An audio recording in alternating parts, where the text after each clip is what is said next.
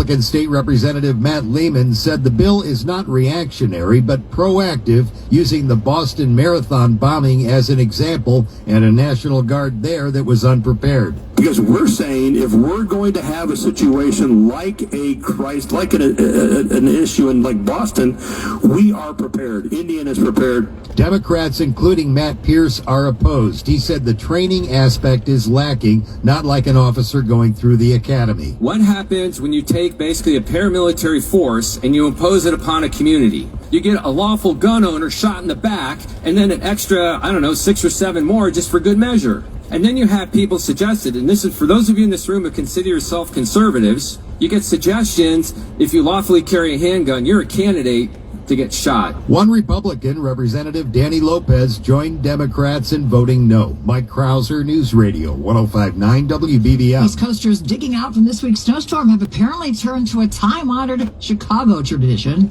to help save their street parking spots. The Federal Hill section of Baltimore looks like Bridgeport, with folding chairs, boxes, and cones, saving street parking spaces dug out by hardworking neighbors. This guy talked to the local CBS station. It would be nice to know that the spot's there. Wait a minute, you're thinking, dibs is our thing. This is passed down from grandpa to grandma to aunts to uncles. This has been the way we've done things in Chicago forever. Axios reporter Justin Kaufman calls it a grand tradition, tacitly endorsed by generations of leaders, including former Mayor Richard M. Daley, even though it's illegal. The state of Illinois and the city of Chicago kind of looked the other way, especially a day or two after. But not forever. And as a public service to people in other towns, Kaufman says not all dibs markers are created equal. The new generation, they're putting little orange cones. That's a terrible idea. They'll run that over. He recommends something that's a pain to move. 2 paint cans and a 2x4, for instance. Your kid's Barbie dream house? Yeah, you could do that. Again, something that is going to take 2 trips for people to move. We hope this helps your friends in other towns. Jeff Buckles, News Radio 105.9 WBBM. All right, it's 408 traffic and weather together on the 8s, and with traffic, here's Neil Fiorito. Heavy traffic continues on the Dan Ryan outbound from the Jane Byrne interchange to Roosevelt. It sounds like a crash clearing from your lanes there, but 43 to drive out to the split, 21 in from the merge into downtown. On the tollways are big delays on the tri-state southbound spots from Half Day to Lake Cook Road. Word of a crash there in a lane. Then you're slowing from the Bensonville Bridge to Ogden, and from the 82nd Street toll, the Southwest Highway. I-88, the Ronald Reagan tollway westbound, a little heavy passing Naperville Road over to Route 59. The rest of the tollway's not bad. We are getting word of a vehicle fire along I-80 if you're on the westbound side from US 30 to Briggs. Pretty heavy traffic. And you're heavy once again further east of the area on 8094 through northwest Indiana. Brake lights westbound from Broadway toward the state line. Back to the expressways on the Edens now, 32 into the Kennedy from Lake Cook Road. Kennedy out 32 to Montrose. You save a couple in the express. 52 to O'Hare and 47 to drive in. Eisenhower outbound 45 to Manheim and hour 3. What's up, Miss Edor? You getting some of that sunshine? I gotta figure out where we're gonna get that sun tonight. Huh? 35 if you're exiting Cicero Avenue. Pop on a roof somewhere. 53 to the tri-state, hour 6 to 3:55, close to 50. Getting cold. I mean, it's warmer but colder. It's kind of up and down weather, isn't it? As well. Kusama Lakeshore Drive getting pretty heavy northbound between Belleville and Jackson. A delay from Navy Pier to Chicago Avenue. Southbound traffic approaching north to Chicago. You're heavy. Brake lights. Winter weather effect today. I got a warning from somebody. On the southbound side of Kusama Lakeshore Drive. Your next report from the Metro Traffic Center, 418 News Radio 105.9 WBBM. For the rest of this afternoon, clouds and sun with a high of 19. Bitterly cold tonight, a low of 4. Clouds and sun tomorrow, some lake effect snow, 1 to 3 inches in Chicago, more in northwest Indiana. Look for a high tomorrow of 19 once again. 16 at O'Hare, 17 lakefront clear in Aurora where it's 15. Winds out of the northeast at 6 miles an hour. On the market watch, the Dow up 55, the NASDAQ down 173. It's 410. That first year in your new home matters. With preferred pricing, Redfin and Rocket Mortgage make the path to your next home easier. When you buy with a Redfin agent and finance through Rocket Mortgage, you can lower your interest rate by 1% for 1 year, or choose up to $6,000 in closing credits. See how it works at rocketmortgage.com or call 800-4ROCKET. Additional terms apply, not a commitment to lend. Rocket Mortgage LLC, licensed in all 50 states. NMLS ConsumerAccess.org, number 3030. Tired of losing power when it storms? Call Four Seasons Heating, Air Conditioning, Plumbing, and Electric today for a free estimate on a whole home standby generator. Never be without power again. Fully installed systems starting at just $99 a month. How about your sump pump, your fridge, or your freezer, your garage doors, your heating and cooling? You can stay comfortable and safe in your home all year long. Four Seasons is the largest and most award-winning Generac dealer in Illinois and Northwest Indiana. For all the right reasons, call 866-4 Seasons. 411, city officials are sharing new information about the spread of a rare, potentially deadly bacterial infection. The Chicago Department of Public Health says 7 adult cases of meningococcal disease have been reported since January 15th, and then at least 2 people have died as a result of infection. Officials say the city typically sees between 10 to 15 cases each year during the winter months. The disease is often spread through saliva, requires close, long-term exposure. Experts say symptoms can include initial fever, chills, and nausea, followed by rapid worsening that can sometimes lead to serious complications. Chicagoans now being urged to get caught up on the necessary vaccination to avoid infection. Andy Day, News Radio 105.9 WBBM. FBI agents carried out a drug trafficking bust on the west side and in the western suburbs today.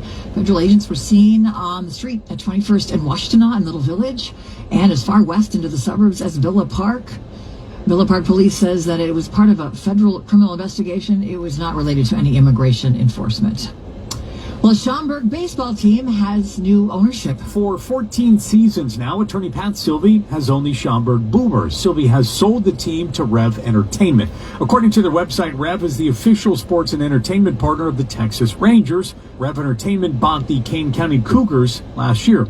Sylvie created the Boomers back in 2011 after the first team to play at what is now Wintrust Field was evicted for failing to pay its rent and other bills. Schaumburg Mayor Tom Daly has met with Rev and says he's comfortable in the team's new ownership. The Boomers, part of the Frontier League, begin their season in early May.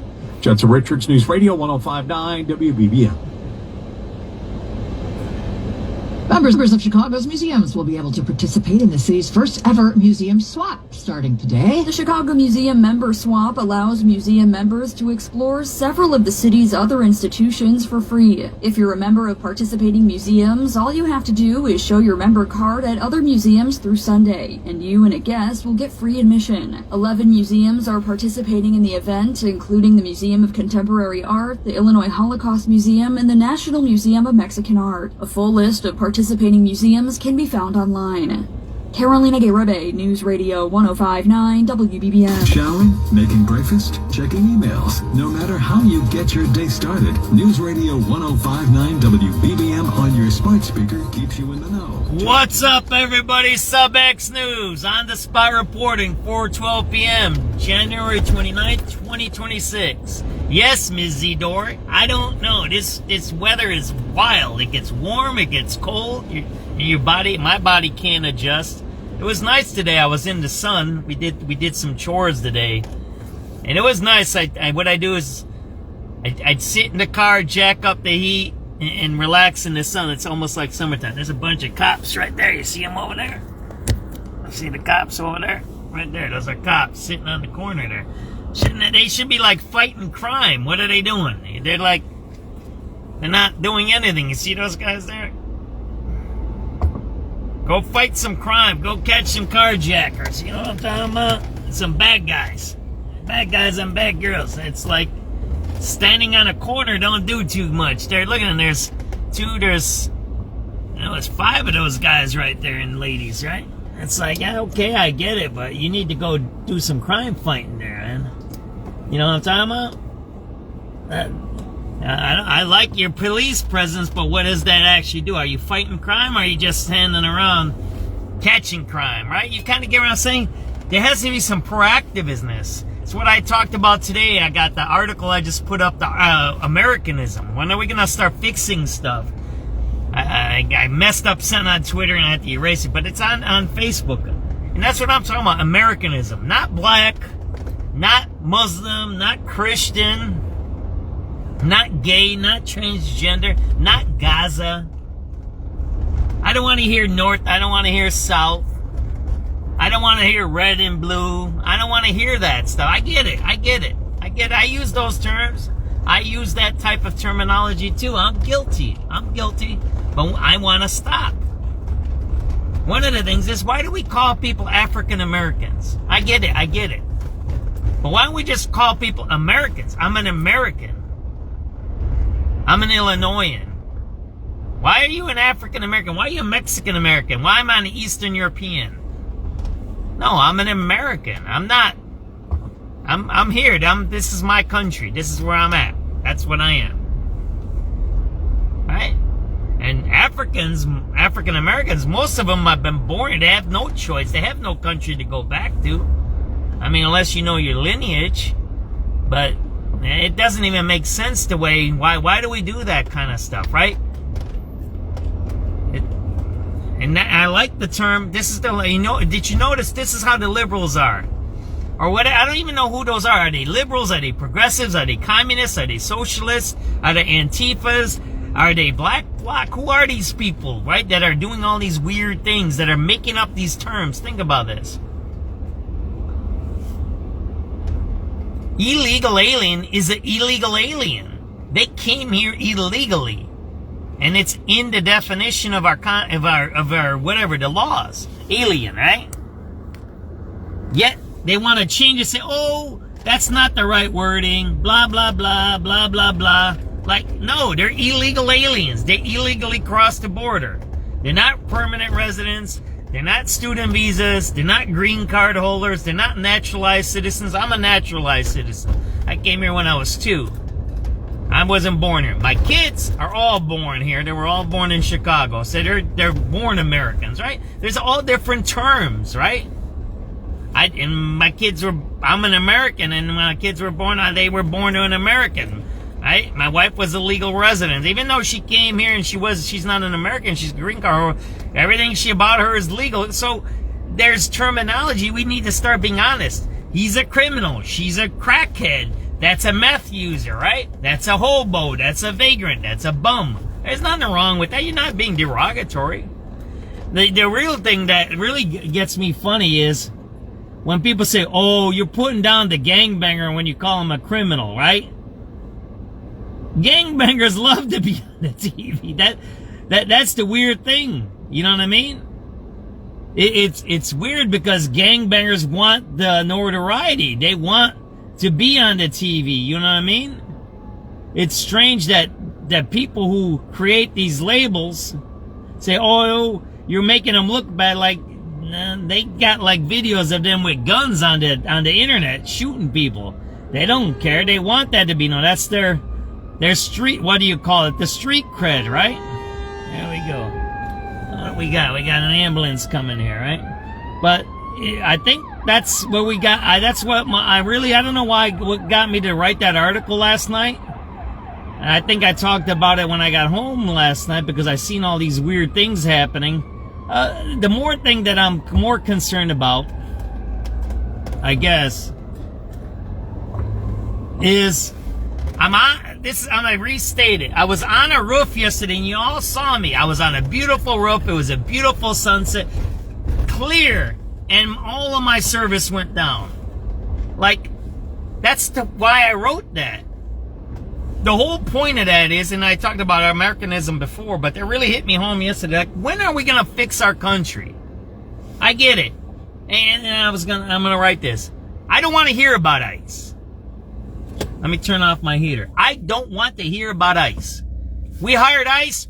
Go do your job. Go get those guys and deport them. I believe in deportation. You're here illegally, you're a criminal, you're out. Deport you. That's SubX's position. We're not changing that position. We want those people deported. Bye. You got a way to stay here, you got a lawyer, you got a paperwork, you got a sponsor, you're in the military, whatever you do, and you become legal, that's cool. But you're an illegal dude, woman, you're out. ICE, go get them. Get them out. Do I want people getting shot in the back on the streets of Minneapolis? Absolutely not.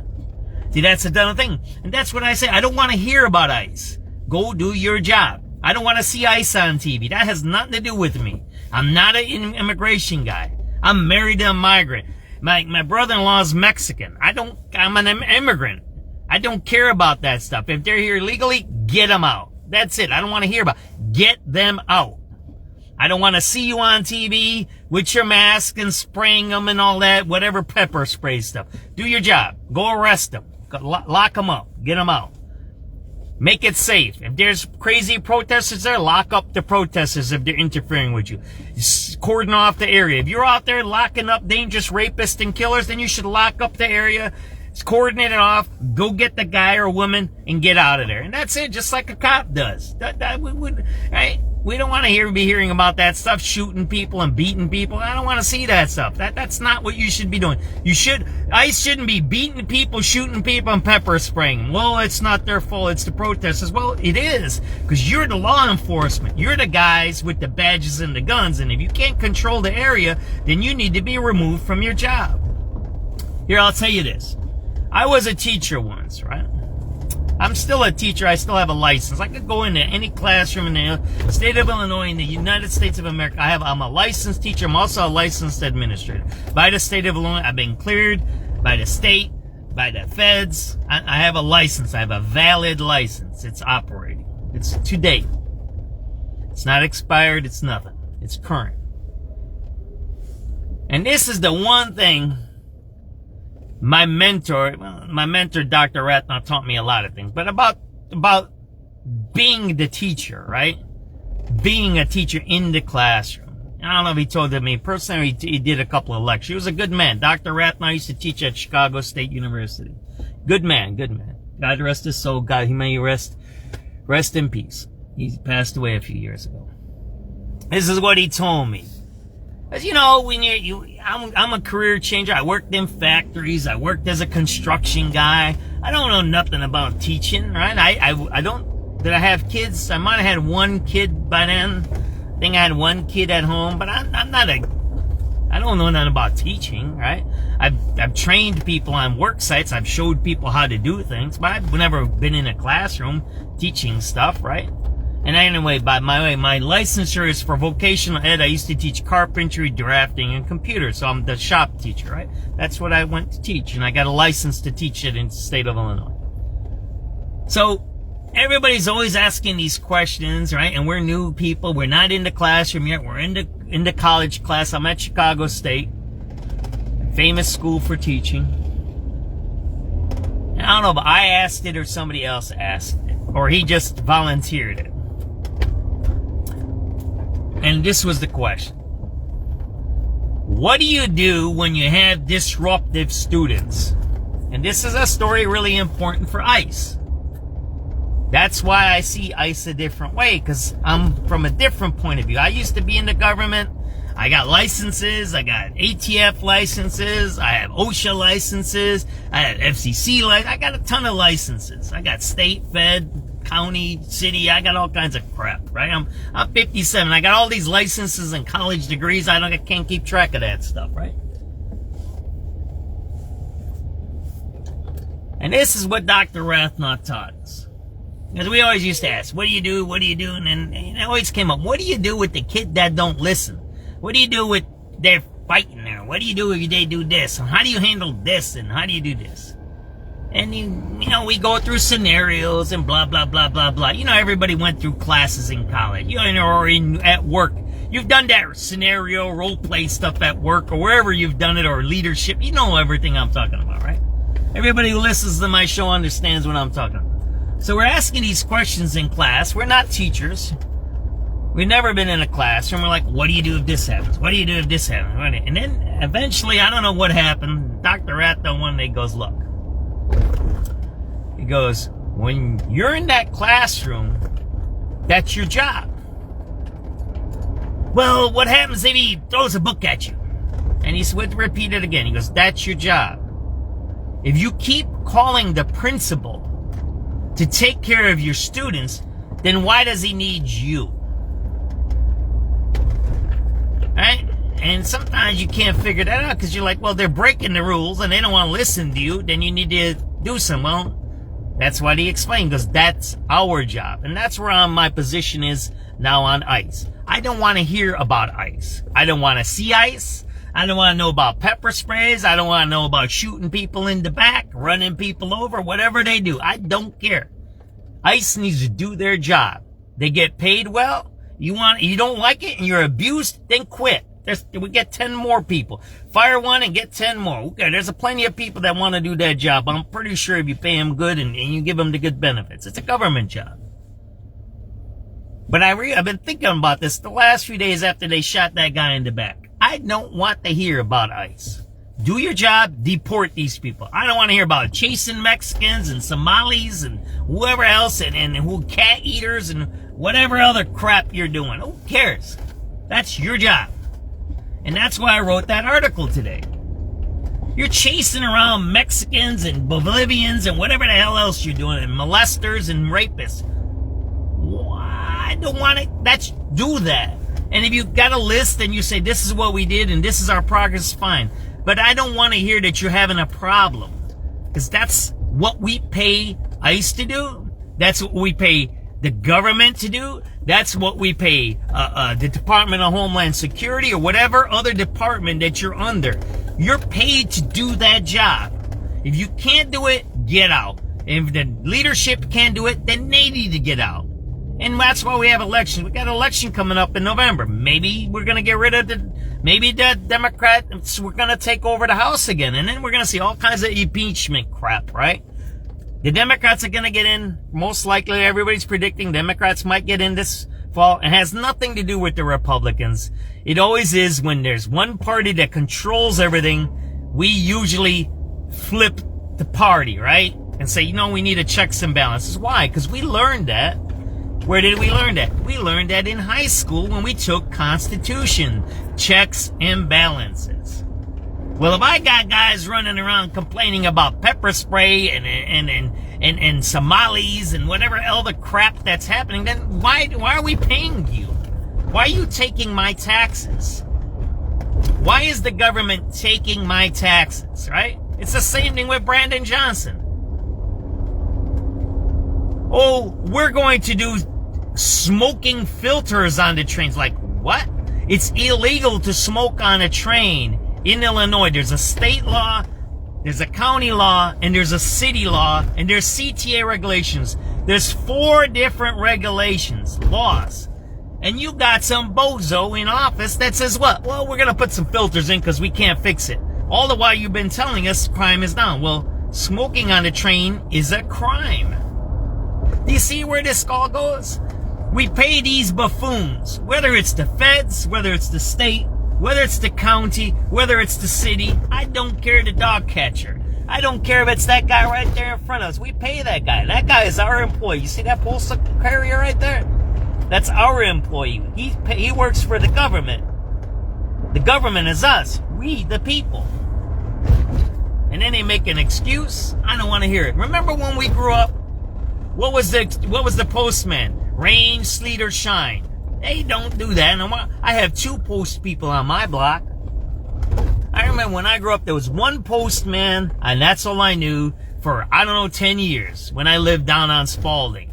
Never seen another postman. Then when I moved to another address, I seen only one postman. Now I see 3, 4. You don't know who's your postman anymore. You get your stuff stolen. And once I had a package stolen. Oh, you signed for us. I didn't sign for nothing. It's gone. A package from my kid that had his army stuff in there. And they stole it. The postal worker stole it. It was U.S. Post. It was paid for. We paid $100 extra. It was stolen by the postal worker. We've had that multiple times.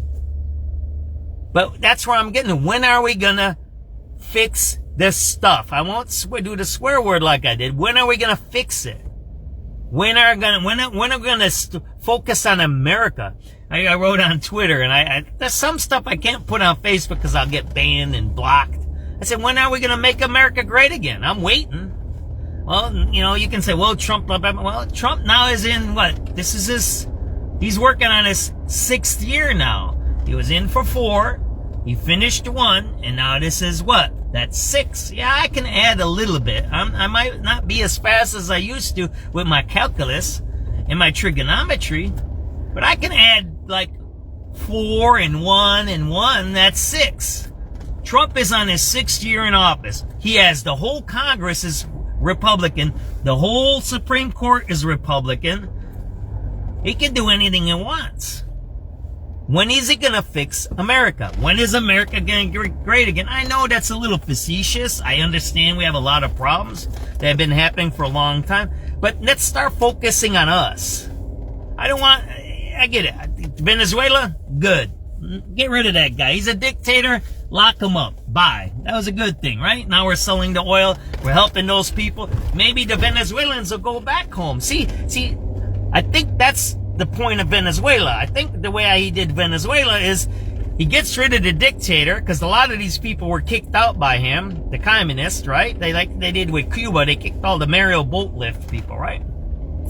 That's what Mark Rubio, right? His parents are Cuban. Everybody knows, right? The Secretary of State. They were the ones that their land and stuff were stolen by the communists, and he kicked them out. That's why Rubio's got a hard on for these guys. I like Rubio. He ain't that bad. He's a good guy. I think he's got a good mind on him to fix it. He has to be subservient to Trump. I get that, right? Little Marco, right? But hey, he's doing his job. He got rid of a dictator. Now he's got to figure out how to run the country for them. But the point I think we need to start getting to is, okay, fine, we do these things. We do Iran, we do this, we do that. But when are we going to start doing our stuff for our citizens, for our country? When are we going to do that? When are we going to start? When are we going to do it? Well, when are we going to have a factory? When are we going to fix our schools, right? When are we going to lock up some of these people? If you're telling us that these are terrorists that are instigating these things, the Snapchat or whatever, what is that, Signal they said over in Minneapolis, that the lieutenant governor was organizing these anti-government protests? You know, if you have a politician that's anti-government, or that lady Imar, if you're talking, or what's the other one that she pledged allegiance to Guatemala? I think that's one of ours in Illinois. Did you see that one? Delilah Ramirez? She goes, she goes, Guatemala is my country, not America. One time in a speech, like, oh yeah, you should be like removed. You're like, you pledged allegiance to America when you put your hand on the Bible when you got elected. This is your country. My son, I'll give you this example, another example.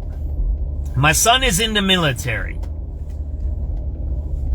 My wife is Japanese with a green card. She's a Japanese citizen. I'm an American. So my son, when he was born, we're going to have some sunshine. How about that, right? We're going to, hopefully we'll do some, oh man, I didn't even turn that on, huh? How about that? Is that nice or what? Man, that's sunny. I got to put down my visor. Look at that. Is that good or what?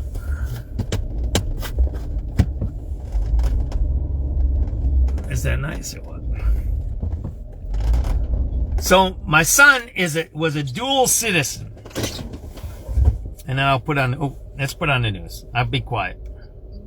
105.9 WBBM. Now to Georgia, the FBI seizes hundreds of boxes from an election office in Fulton County. Fulton County Commission Chairman Rob Pitts says the FBI seizure of the county's 2020 election ballots leaves more questions than answers. We don't know what they were going to do with the boxes. We don't know where they're taking the boxes. He says now that the county doesn't have control over the documents, he can't guarantee the security of the information. All I know is that as long as those boxes had been in the control of the county in this facility, that they were safe and that they were secure. The FBI wouldn't comment on where the documents would go next. Jonathan O'Brien for CBS News, Atlanta.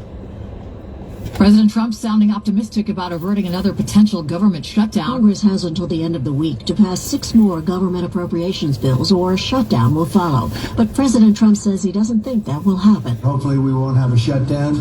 And we're working on that right now. I think we're getting close. The Democrats, I don't believe, want to see it either. Funding for the Department of Homeland Security and ICE in particular has caused a lot of pushback in the Senate following recent ICE-related shooting deaths in Minneapolis. The actions of federal agents there have led to widespread calls for reform.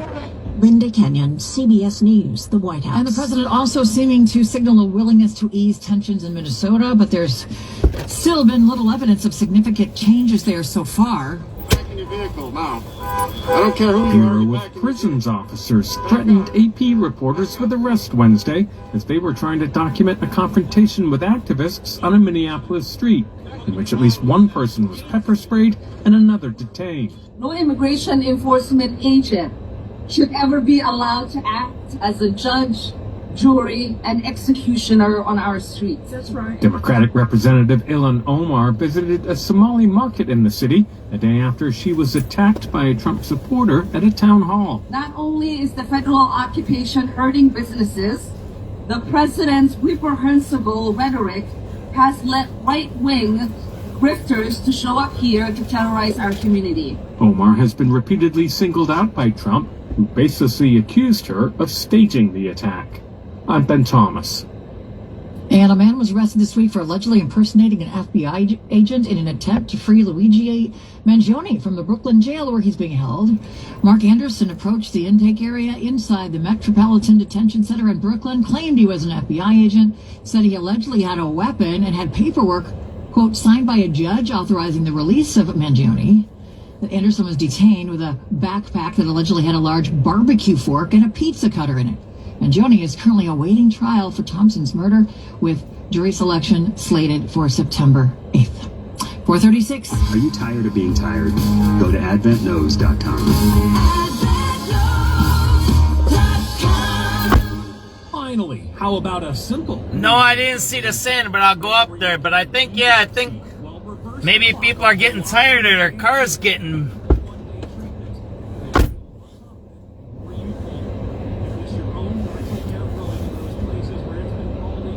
Because it's like ruining our cars, this whatever chemicals they're using. I don't think it's pure salt. I think they're using like a mixture of stuff. Right? I think that's what they're doing, right? Well, I hope you enjoyed it. We're going to be here for a little while. And we're going to enjoy the sunset. How about that?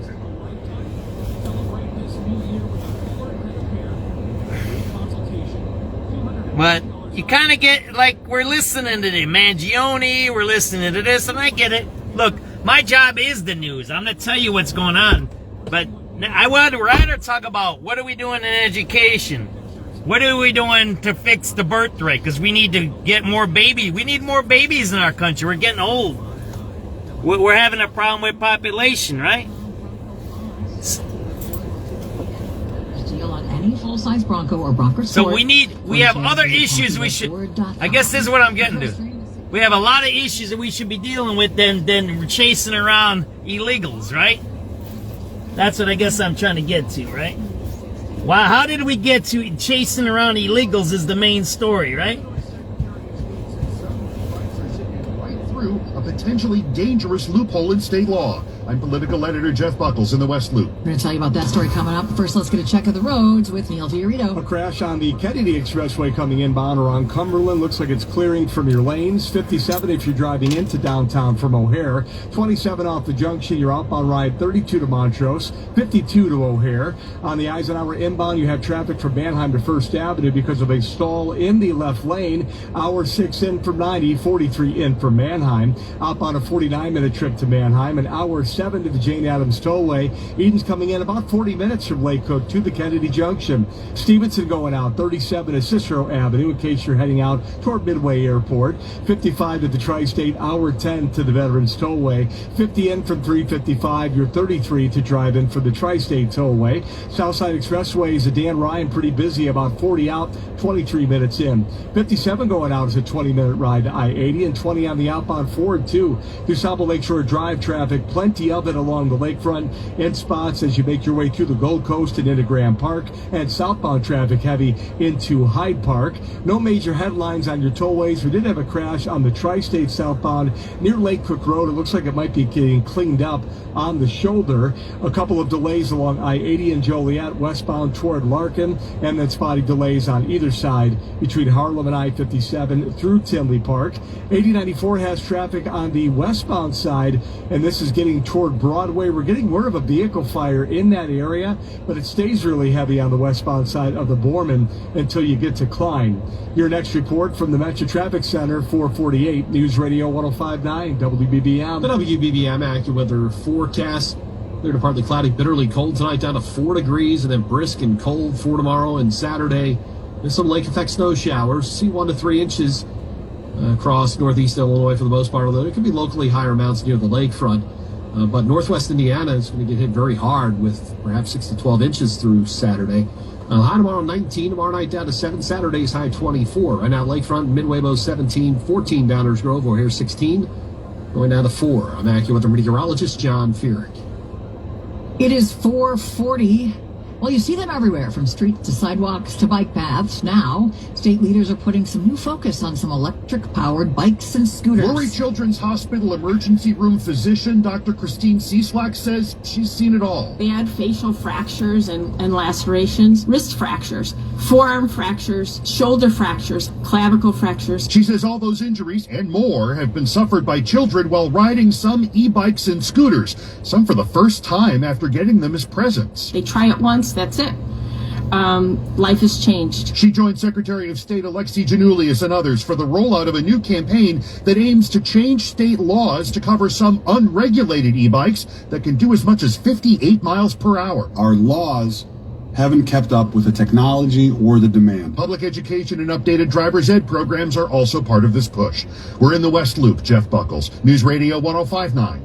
WBBM. Now back to Minnesota, where the lawmaker is launching her bid for Minnesota governor as Tim Walz vows not to seek another term in office. The details from correspondent Marissa Dahaney. Minnesota, we've been through a lot. Democratic U.S. Senator Amy Klobuchar says she's running for governor of Minnesota. Klobuchar's decision gives Democrats a high-profile candidate and proven statewide winner as their party tries to hold on to the office occupied by Governor Tim Walz. Walz abandoned his campaign for a third term earlier this month amid criticism over mismanagement of taxpayer funding for child care programs. Klobuchar announced her candidacy in a video message posted Thursday. These times call for leaders who can stand up and not be rubber stamps of this administration. Klobuchar has been one of the loudest Trump critics, most recently over the immigration enforcement effort that has prompted massive protests. The Minnesota contest is expected to test Trump's law and order approach against Democrats' criticisms of his administration's tactics.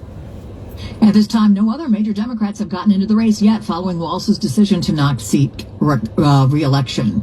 The Library of Congress is adding 25 movies to the National Film Registry. The new additions include The Truman Show. Oh, and in case I don't see you, good afternoon, good evening, and good night. Clueless. As if. The Karate Kid. No such thing, bad student, only bad teacher. And Pixar's The Incredibles. Where is my super suit? Inception, The Big Chill, White Christmas, and Philadelphia were also added. As were 6 silent films released before 1926. Michael Wallace, CBS News. Finding great candidates to hire can be like, well, trying to find a needle. I like what they said about those scooters. Imagine that they put all those scooters out there, electric and whatever, and then they put these weird bike lanes. And now what did I say? There's a lot of people getting hurt. Well, that's the point. We have so much work to do in our society. So much things we can fix, so much education, so many good things that we can be doing, and yet we're talking about chasing Mexicans and Somalis. Man, like I said, and what is that lady? Banana and rice, or whatever she talk about? Bananas and rice? Man, you want to eat bananas and rice?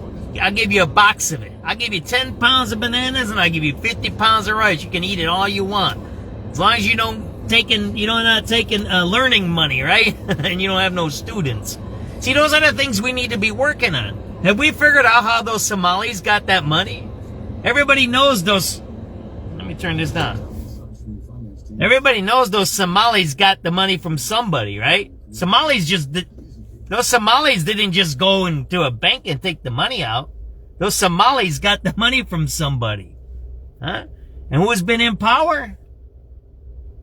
You know, they blame Biden for a lot of things. But if you've done government work and you understand government grants, it takes at least a year or two. That Somali money might have came from President Trump. Maybe that's why we're not hearing about that. If anybody on this video feed knows what I'm talking about, government grants don't come that first year. It takes you a year to write it, another year to approve it, and then you usually get it the second or the third year. So that puts those Somali money into Trump's time, not in Biden's time. We're not getting those transmitted. What you got to do is get the transmittal. When was the money sent? But the bigger thing is, when was the money approved? In government grants, the sending is one thing, but the approval is the first thing. The sending is a second department. Yeah, I know about grants. So that's why you're not hearing anything about that. That Nick Slately, I like him, or Shirley, he's okay. But he's not the researcher that old white dude was. That Nick kid don't know shit. Pressure. Term providers help thousands of people like you. That Nick guy don't know nothing. He's some kid with a microphone that puts it in people's faces, which is okay. He knows how to do that. But he's not the researcher. They're not giving you the details. You need to do two things. Who approved the money for each one of those? Because each one of those daycare centers or whatever they were had to be approved by somebody. There's a name on it. There's a number. The second thing is the transmittal. The transmittal is when you send the money. And then there's a third thing usually. You have to send the invoice or the proof. That's how grants work. You have to get the approval first. You get the money uploaded, and then you got to send the proof. There's three things that happen in government grants. Where are those documents? Have we seen them yet? Just 2 days, their bad cholesterol levels were way down, on average 10% in just 48 hours. Wow, they also on average lost roughly 5 pounds after 6 weeks, but they had to keep up the bland diet to maintain the results, of course.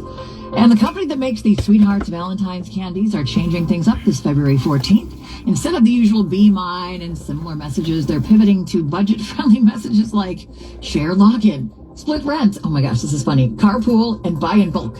Sweethearts did some research and found that 80% of hopeful lovebirds say they'll be making more affordable plans for Valentine's Day this year. A sign of the times, right, Mike? Heading to Costco for a $1.50 dog is what they're going to do on Valentine's Day. 440, is that your plans for your life? Oh yeah, that's it. Big surprise. All right, 446 Sports, sponsored by Seattle Sutton's Healthy Eating, and here's Mike Esposito. Thank you, Lisa. The Bulls back home tonight after losing to the second worst team in the league last night as the Pacers clawed back to upset the Bulls by 3 in Indianapolis. The Bulls will try to snap their 2-game skid against the Heat at the UC tonight. You can listen to the game down the dial on our sister station, 670 The Score. To college basketball now, Northwestern has the leading score in the Big Ten, but only one conference win entering tonight's game with Penn State. Rick Gregg has the details. Nick Martinelli and the Cats are not getting blown out, but they're also not doing enough to get over the hump on a regular basis. You know, there's many things that happen throughout the course of the last 5 minutes of games that we just need to shore up. And I think some of it starts with effort. Those last 5 minutes, you know, you're really fighting your legs, you're fighting, you know, your body, especially guys that have already played 30 plus. We just have to continue to push through in those moments and execute. And if Martinelli, who played more minutes than anyone in the Big Ten last year and is close to the top this year, is noticing a strain, well, imagine how the 7 new Wildcats feel, 3 of whom have been thrust into starting roles as freshmen. Rick Gregg, News Radio 105.9 WBBM. Tonight down in Champaign, the Illini host Washington, the Illini number 9 in the country, and Brad Underwood's team striving for improvement heading into the heart of the season. There's another challenge every single game, and that's what this league does. It throws the best coaches, the best environments, the best players at you, and as you move forward, at the end you get to a resume that looks pretty doggone impressive because you've played in this league and you've played in those environments, and you know, I think it puts your best foot forward as we move forward to postseason. Baseball, NBC reportedly finalizing contracts with Anthony Rizzo, Clayton Kershaw, and Joey Votto to be a part of their MLB television coverage. I'm Mike Esposito from The Score, coming Monday to 104.3 FM on News Radio 105.9 WBBM. All right, Mike, thank you. 4:48, save up for that big Valentine's Day night, all right? It's 4:48, time for traffic, and here's Neil Fiorito. No major headlines, just major delays on your expressways. That's why the Eden's coming inbound is 40 to the Kennedy from Lake Cook Road. On the Kennedy, 52 out, 57 in from O'Hare into downtown. Big backups on the I's, an hour outbound. You're at 51 to the Manheim exit, an hour 10 to the Jane Addams, an hour 6 in. 37 in for Manheim. Metro wants to remind you in the future to avoid big delays to and from the west suburbs. Pick up a train, the UP West line available to you out of Lombard. On the Stevenson I-55, getting out 39 to Cicero, 56 to the Tri-State, and hour 12 to 355. 50 minutes in, you're 36 in from 294. So I have to, we're up north. Holly, we're up north. Are they doing that? What neighborhood? South Lakeshore Drive traffic through the Gold Coast and through. I'll go up there. You want me to go tonight? I'll go up there wherever it's at. No major incidents on your tollways. A delay here and there. something you're used to. I-80 has backups westbound in spots from US 30 to Larkin. Heavy delays through Tinley Park on I-80 both ways between Harlem and I-57. Northwest Indiana, you have some brake lights on the westbound. All right, I think we're going to put on some radio calls and get out of here. Did we get the sunset? Oh, we don't have the sunset yet. It's at 5:03. We got to do the sunset. Patience, right? I got to learn patience. Very cold tonight, down to 4. Brisk and cold tomorrow through Saturday. Lake effect snow, 1 to 3 inches for northeast Illinois, including Chicago. But right near the lakefront, there could be some locally higher amounts, so definitely stay tuned for further updates on that. 6 to 12 inches over into northwest Indiana. High tomorrow, 19, Saturday's high 24. Right now, lakefront and Midway 17, 14, Vernon Hills, O'Hare 16, going down to 4.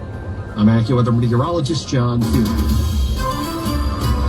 Chicago's only station dedicated to news around the clock. News Radio 105.9 WBBM.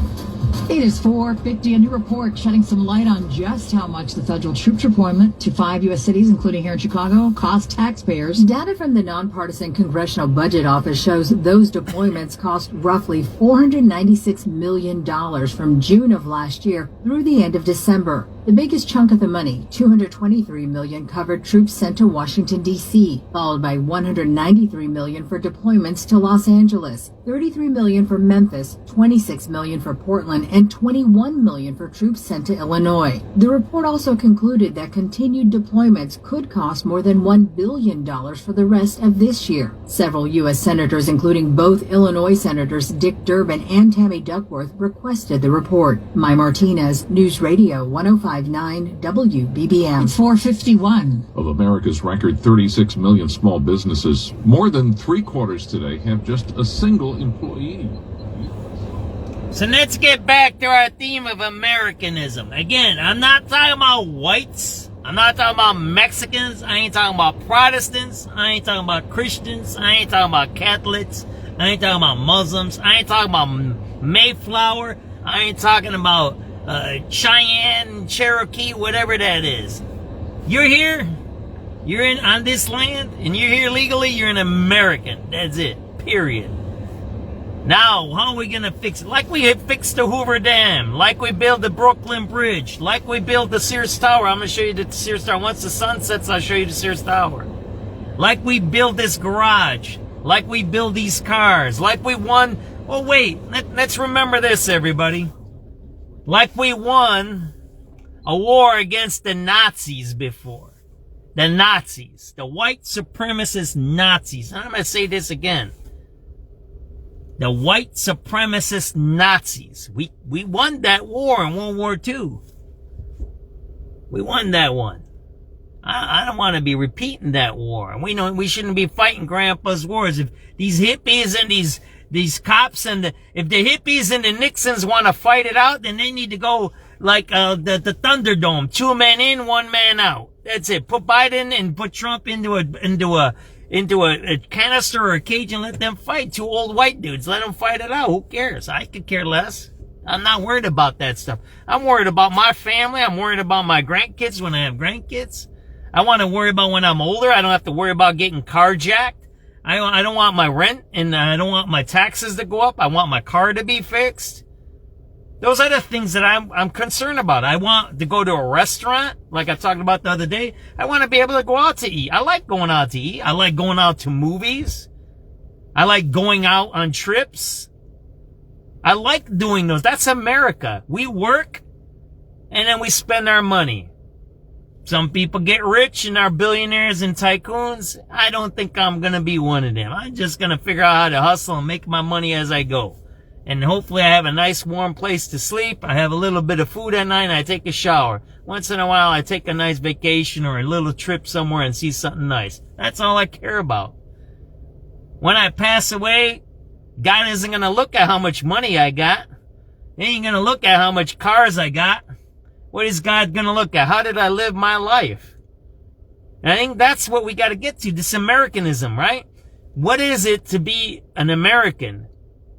When are we going to start fixing our country and stop playing these games with Somalis and Mexicans and Hondurans and Venezuelans and whatever other Nigerians and Kenyans, and they just killed a bunch of Myanmar people? You see how Chinese handle it? Did you see the article I just put up? You know what Chinese did? There was some mob family in Myanmar, whatever they were doing. They were ripping people off, some scam artists. We got a lot of them. I got a scam call today I'll talk about that after this. Some mob family, whatever, they're scam artists, but they were more into scamming people with their phone and money, right? But they were from Myanmar, but the Chinese got these guys. I didn't read the whole story. I read just what was the Americanized version. What I usually do for my news, because we have the translator, I'll go to Myanmar, or I'll go to the Chinese newspaper, I'll get the original Chinese article, or I'll get the Chinese arrest documents, and I'll read those, I'll translate them. That's the best way to do it. Because sometimes this stuff gets filtered out and it's not good. But from what I read is these guys were the mob guys, right? They were doing stuff in Myanmar, ripping people off. I guess they must have been ripping off Chinese. That's why the Chinese arrested them. And guess what they did with all 11? They executed all 11. All 11. The whole damn family. They're gone. Bye. That's how the Chinese take care of it. And that's why I don't understand Brandon Johnson. If he says he's a communist, that's what everybody calls him. I call him a communist once in a while. I don't know if that's the right label. But the Chinese, they get rid of the whole family. They executed everybody. Everyone. They're done. They don't go 20 years to prison and have 5 appeals and this appeal and get exonerated and get commuted by the governors and blah, blah, blah crap. They're gone. That's it. They're finished. What did they do in Iran? I don't know how many of these guys got killed. These protesters, but they hang them and they kill them real quick over there. See, I'm not talking about that. What I'm talking about is when are we going to fix our country? All these other countries fix it. Even the NATO guy the other day, the NATO Secretary General said, you need to shut your mouth. Because America is the reason we don't have Nazis here. He said it. America put our blood and our treasure to rescue not only Europe, but Asia. And we paid a heavy price. A heavy price. We're still paying it today. And I'm not saying people owe us anything. Because that's not how Americans are, and that's not how our country is. But we got these Nazis and white supremacists running around saying, I'm going to shoot people in the back, and Mexicans and Somalis, and then you got the Antifa saying we're going to burn down the town because you're shooting down everything. I don't want to hear that. That's 1968 crap. That's crap. Lock them all up. Lock the ICE up and lock the Antifa up. Lock them up. Oh, ICE can't do their job without shooting people in the back. Lock them up. Get rid of them. Get rid of them. That's it. Get rid of them. I ain't talking about DEI here. I'm not talking about DEI. If you can't do your job without shooting people in the back, then you shouldn't be doing that job. My son is in the military, and I have military friends. You can't be shooting people in the back. That's a no-no. There ain't no excuse for it. Anybody who says there's an excuse for it, you're part of them. I don't want you on my page. I don't want you part of Substance. I don't want you part of SubX. I don't want to know you ever. I don't want to see you. I don't want to know your name. I don't want to be around people like that. My grandpa taught me that. Don't be around those types of people. They're very destructive. They have nothing creative to create. And they run around making excuses. You want to be an ICE agent? There's plenty. We got 25 million illegal aliens. Go get them and deport them. Figure it out. If you can't figure it out, just like when I was telling you the story about Dr. Rathman and I was a teacher, then I don't need you to be my teacher. If you can't handle those kids in your classroom, if you can't handle the discipline, then why do I need to hire you as a teacher? Why do we need ICE? Why do we need Brandon Johnson when he can't fix crime? When we know he lies about crime? When he puts filters into trains instead of arresting people, right? Instead of arresting people for smoking crack and meth and cigarettes and weed on the trains, that dude's gonna put filters in the train. Imagine how sick of an individual that man must be. That instead of fixing the crime, he puts a filter in the train, so I don't know what that filter's gonna do. That doesn't stop the smoking, does it? When you're next to the guy smoking, you're gonna still smell it. That's pretty stupid, ain't it? But that's what that man is doing. And that's where we're at. We're not fixing any of this stuff. We elected Biden. We elected Trump. Then we elected Biden, 2 80-year-old white dudes. Okay, whatever. Now we're there. I don't even know if that's a good thing to do. And we need to put an age limit on some of these things. I like that idea that Rahm had. Put an age limit on these things. I don't know if 80 is the age limit. Maybe you need to go a little lower, or you need to do something. I don't know what you need to do, but we need to fix our system up. Maybe I don't want to go to parliamentary systems like other societies, because then you don't have enough stability there, right? But maybe you will. Maybe you have enough stability, but then you have all these people that are in government, the third state, the civil servants who run everything, and then you never have any change, right? Then you have the status quo all the time because you have ultimate change inside the governments. The politicians are always getting elected, right? That's empowerment, right? Those types of systems. And it's so destabilized. It's like Japan. They just call for an election. If they had no confidence, they call for an election. You can do that at any time. In those governments, parliamentary, you can call an election at any time. It's not like us where you have every 4 years or every 6 years or every 2 years, right? We have 6 for senators, 4 for president and mayors and governors, and then you have 2 for reps. We have a pretty stable government, right? And then we have the Supreme Courts, right? And courts are usually lifetime appointments. So we try to have a stable government here. So we don't want to destabilize. And it seems like some people want to destabilize our government. And that's not what we're about. I'm going to listen to some of the news at 5 o'clock. Jacob Fry, speaking at the U.S. Conference of Mayors, calls on the Trump administration to end the surge of immigration enforcement in cities across the country. This is not a time to bend our heads in despair or out of fear that we may be next, because if we do not speak up, if we do not step out, it will be your city that is next. Mayor Fry says leaders must stand firm to protect their communities.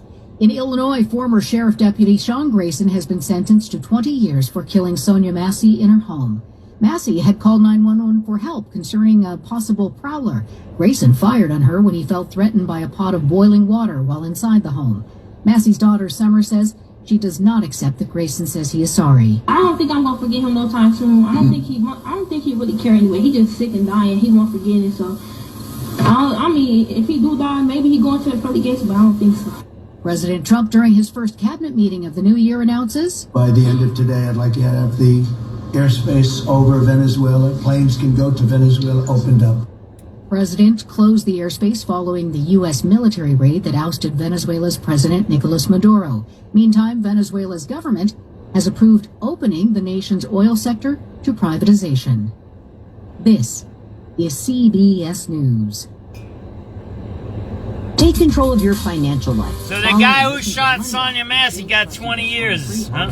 Or wherever you get your podcast. Yeah, that's the point we just said. You can't shoot people when they have a boiling pot of water, man. That ain't the right thing to do. WBMNewsRadio.com. 5:03 Thursday, the 29th day of January. Good evening. Thanks for joining us. I'm Lisa Fielding. We have 13 degrees, partly cloudy skies right now. Winds out of the north now at 6 miles an hour. Kind of the same all week. Temperatures not budging. They're kind of staying in the mid-teens. Warmer for the weekend relatively, but we could get some snow. The AccuWeather 5-day forecast coming up at 5:15. But first at 5. Charges officially filed in a far western suburban homicide with the suspect due in court tomorrow. The story now from WBBM's Brandon Eisen. The Oswego Police Department announcing charges against 44-year-old Ryan Dodd, who lives in Aurora, but police say that early Tuesday afternoon he went to Oswego, broke into a home, and stabbed 41-year-old Ashley Stewart to death. Police were initially called when Stewart's husband saw through video surveillance inside the home a man resembling Stewart's ex-husband chasing her in real time. Ryan Dodd is the ex-husband of the victim, Ashley Stewart. He remains in the Kendall County Jail facing a number of felonies to include first-degree murder, stalking, and home invasion. Brandon Eisen, News Radio 105.9 WBBM. Meantime, more details about the murder of a Downers Grove pregnant woman. Prosecutors looking for a life sentence for Nidas Ravukis. He's a man accused of stabbing Eliza Morales.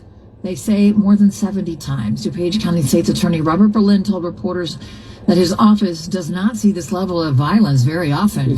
unconscionable, an unconscionable level of violence that we have observed in this case. And our hearts go out to the victim's family who have to deal with this, and the entire community.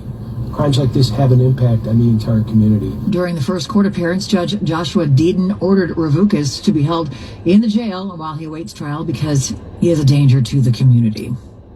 In health news, Chicago health officials say they're monitoring a spike in cases of serious and sometimes fatal illnesses. Experts say meningococcal disease is not as easily transmitted as the cold or flu and typically involves kissing or close extended contact with another person, especially during winter months. Infection often begins with typical symptoms, including fever, fatigue, and nausea, but can rapidly get worse and in some cases result in death. The Chicago Department of Public Health says that's been the case for 2 adults since January 15th, with a total of 7 adult meningococcal disease infections reported. Proper vaccinations are suggested to prevent the disease, especially among the elderly, young adults, and teenagers.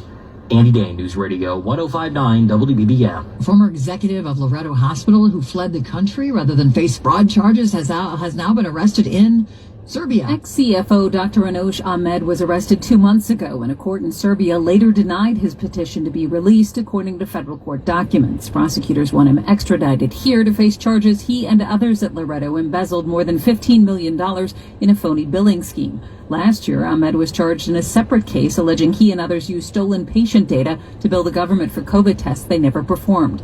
Block Club reports since Ahmed and his co-conspirator fled to Dubai, he's posted to social media plans for a podcast in which he calls himself a target of political weaponization and a patriot. Nancy Hardy, News Radio 105.9 WBBM. Police are on the lookout for an SUV belonging to the American National Red Cross after it was stolen this week on the city's near west side. A 45-year-old Red Cross employee said the white 2019 Chevy Traverse was last seen in the 500 block of South Levitt. The employee reported that the vehicle was locked and that no key was present when it was stolen. A Red Cross Illinois spokesperson expressed gratitude to the donors who provide the vehicles. A recent snowfall in Frankfort, Indiana, helped police in their investigation of a home burglary. A homeowner reported a break-in and said multiple things had been taken. Responding officers found a trail of footprints in the fresh snow leading to a nearby home. They had to get a search warrant, and according to police, once that was executed, the stolen items were found in that home. 49-year-old Michael Fosnight was hit with 7 felonies. He was out on bond for 2 pending cases involving the alleged dealing of methamphetamine. Mike Krauser, News Radio 105.9 WBBM. Joliet, multiple people recovering after a multi-vehicle crash. Police responded to the intersection of North Broadway and Ingalls. It happened last night in their preliminary investigation. A Honda CR-V driver lost control and crossed into oncoming traffic. It hit a Honda HR-V head-on, a Ford Focus, and an Audi e-tron. The driver was taken to a nearby hospital with serious injuries. The crash remains under investigation.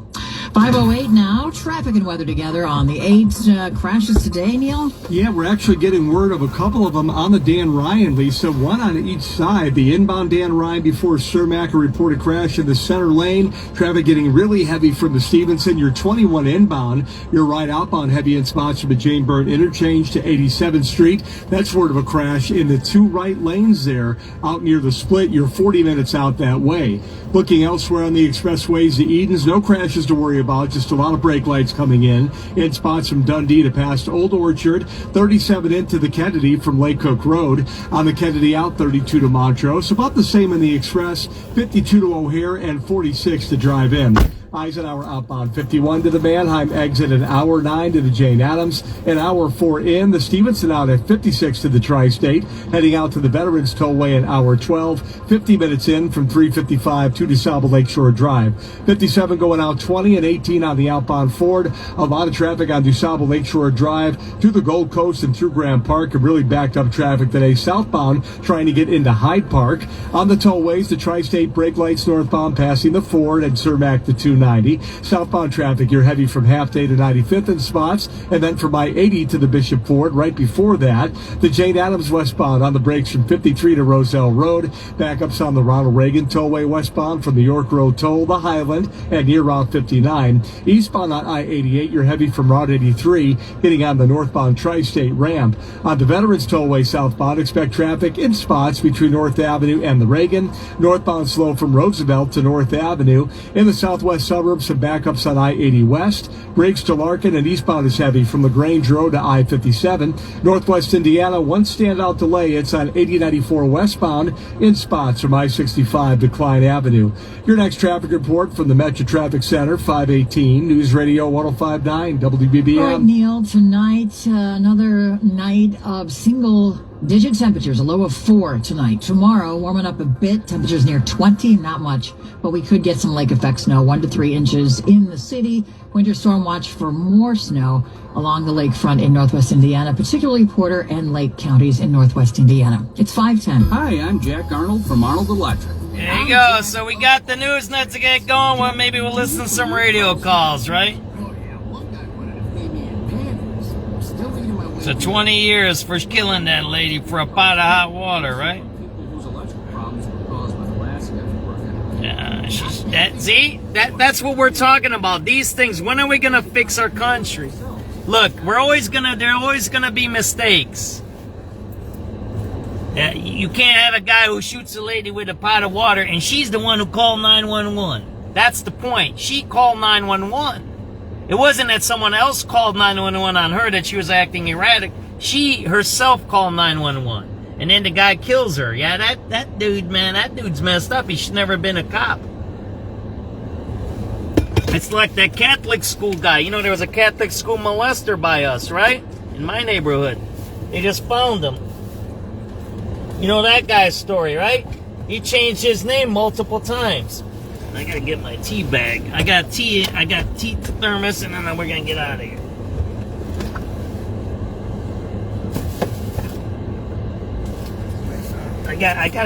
I'm in my other car, so I had a different setup. So, you know, that guy who killed Massey, he shouldn't have been a cop. And maybe these guys who shot Preddy shouldn't be ICE agents, right? It's just what I just told you about the teacher thing. If you can't handle it, then why are you doing it? Why do I need to hire you if you're causing me trouble? Well, it's her fault. It's his... No, man. That's not how life works. And that's what I'm talking about, Americanism. Americanism is about building the Hoover Dam. That's what Americanism is. It's about being the first person on the moon. It's about inventing medications, about inventing the assembly lines, all of those things that we developed as Americans because of all the things that we can do. And remember, our country is great. Why? Because we have all the different nationalities here and all the different religions, all different ethnicities. We have a different geographies here, and that's what makes us different from other people. This is the only place that I know of in the world where you can be a citizen of another country, be born in another country, and do whatever, and then come here and be an American. You can't do that in other countries. I talked to my wife once because she's Japanese. I said, hey, can I be a Japanese guy since I married? She goes, nope. Nope. They got a straight, don't mess the bloodline. Oh, did I ever tell you the story when I got married? Oh, man, that was a bad story there, man. I never told you guys that story of when I got married. They just say my wife's father was not happy. I remember that day. I forget the day. And I don't know. I don't know how we called. I don't know. We had cell phones, or we don't think we had cell phones at the time. We might not have. I don't remember. But I think I might have had a speakerphone, or not a speakerphone, or the home phone. I don't know what it was. But I don't think we used cell phones at that time. Right? Because we got married I think we told him in 98, and we got married in 99. So how many years ago is that? That's a long time ago, right? That's almost 30 years ago. So I remember, she goes, oh, blah, blah, blah. She's talking in Japanese. I don't even know how to talk Japanese, right? And she's saying, and she's, she's cute and stuff. My wife's cute. I like her. You know what I'm talking about? Hey, that's why I married her. She's cute, right? So she's talking all this stuff, right, in Japanese. I'm like, ooh, it's going good. She's talking cute. She's nice. And then all I hear, I don't know what, I guess she told him, yeah, I'm getting married, right? And then all I hear is yelling through the phone. I could hear it. And I'm like, oh, yeah. And so then whatever. And she hung up the phone, right? What? It wasn't yelling. She didn't yell, but the dad was yelling on the other side, right? I could hear him. And I think it was on the regular phone, the house phone, right? With the handle and the cord. So then after she hangs up the phone, I say, hey, honey, blah, blah, blah, what's going on? She goes, he told me I can't get married. I said, yeah? And? Because and she said, I don't know if he said he's gonna, I don't know what he was gonna do. I don't know what she said. I don't know the exact words. She goes, I can't get married. He said, I can't get married. And I don't know if he said he's gonna come and get me or whatever he said. And I go, well, I said, he's 6,000 miles. I think she just said, he said I can't get married and I gotta do something. I don't forget what that other part he said. And I said, well, this is how I answered her, right? I said, well, he's like 6,000 miles away, so you don't need to worry about that, do you? And we went to City Hall and got married. Well, that was it. So that's the point I'm trying to make here is Americanism is about us determining who we want to be. There's guys living underneath the bridge over here, right? The union guys, right? Over here. There's people who are on drugs. There's people who are tycoons like Elon Musk. You know, Elon Musk is an African American. Everybody knows that, right? No, he's not. He's white. No, he's an African American. He's from Africa and he's an American. So he's an African American. Technically, Elon Musk is an African American. And that's true. That's why I say we should just say American, right? But the point I'm trying to make here is we get to determine who we are and what we want to do. And what really got to me the other day is my phone coverage is dropping. I'm listening to ICE agents chasing Mexicans and shooting people. I'm listening to pepper spray stuff. And I'm like, none of that has to do with my street. None of it has to do with lowering prices. None of it has to do with getting my child a good job. Or my grandkids to have a good school. I don't want to be going to school. You know, we homeschooled our children for a few years and then we put them back in school when they were kids. I don't want to have to homeschool my grandchildren. I want my kids to have a nice thing. I mean, luckily my wife wasn't working and she stayed home with the kids and I had a decent job. I had a good paying job, right? Where we could afford to do that with 4 children, right? If you don't have a good paying job, you can't do nothing anymore. Well, there you go. There's a Pacific Garden Missions. They have an ambulance over here, right? Maybe we'll see what's going on. And that is what differentiates us from every other society, right? Good stuff, right? You know, we have free health care right in front of you. Do you know in another country you have to pay for the ambulance before they even come out? They don't come out. Talk to people from Mexico. They'll tell you what a hospital is in Mexico or ambulances and all that. You got to pay them before they give you treatment. That's how that works in other countries. Yeah, they ship them on there. When the migrants were coming, it was a scam. The migrant would get off the bus, they'd get sick and call the ambulance because they knew they didn't want to sleep at the police stations. So they already had it rigged where they would call the ambulances. That's our society. That's how gracious we are as a society and how much wealth we have. That we can give an illegal migrant coming off the bus or off the boat or off from the river, wherever they're coming from, and they can go right into our healthcare system. Where from their society, they don't have a healthcare system where they have to pay for it. That's how generous we are. Well, I think it's time, and we don't have to be selfish, but I think it's time, like the NATO Secretary General said, yeah, America does a lot for us, and we're not paying for it. Well, it's time for us to take care of ourselves. It's time for us as Americans to take care of Americans. It has nothing to do with race, has nothing to do with color. It has to do with our country and our value system. Those values that we learned in grammar school, that we learned in high school, the values that the people now in power, like Bill Ayers, who created all those curriculums at UIC school, the teachers union, NEW, NEAs, and all these other organizations that are trying to destroy our society. I don't know why you want to destroy our society, because our society is giving everybody the freedoms to do those curriculums, the freedoms to have a voice, and yet you want to destroy our society, right? It's a strange thing. Why are you protecting rapists that are here illegally? Ship them out. They're not Americans. And not only aren't they Americans, they violated our laws before becoming Americans, and then you're having protests to protect them. And then somebody gets shot by some guys that might not be trained, and then you cover it up and say that that dude's a bad guy too. Well, whatever, man. I don't want to hear about it. That's the point. I don't want to hear about that. Get rid of them. Do your job. Yeah, ICE, do your job. Do your job, ICE. Oh, man, I can't get through here, huh? It's blocked. There we go. We got to turn around. I thought I was going to grind. But that's the point I'm trying to get to, and that's what I want to get. That's the idea there, right? It isn't because people say, "Oh, you're anti-immigrant, you're a fascist, you're blah blah blahs and blah blah blah." No, I'm an American, man. That has nothing to do with my color. I ain't even white. My skin color is olive, man. I'm from I'm from Eastern Europe. They spit on me. Europeans spit on us. When we came into the country, they put us down on the scale, man. I'm not Anglo. I ain't that. I ain't Norwegian. My skin color is olive, man. I ain't got blue eyes. I ain't got blonde hair. I ain't that. But yet I'm thrown into that.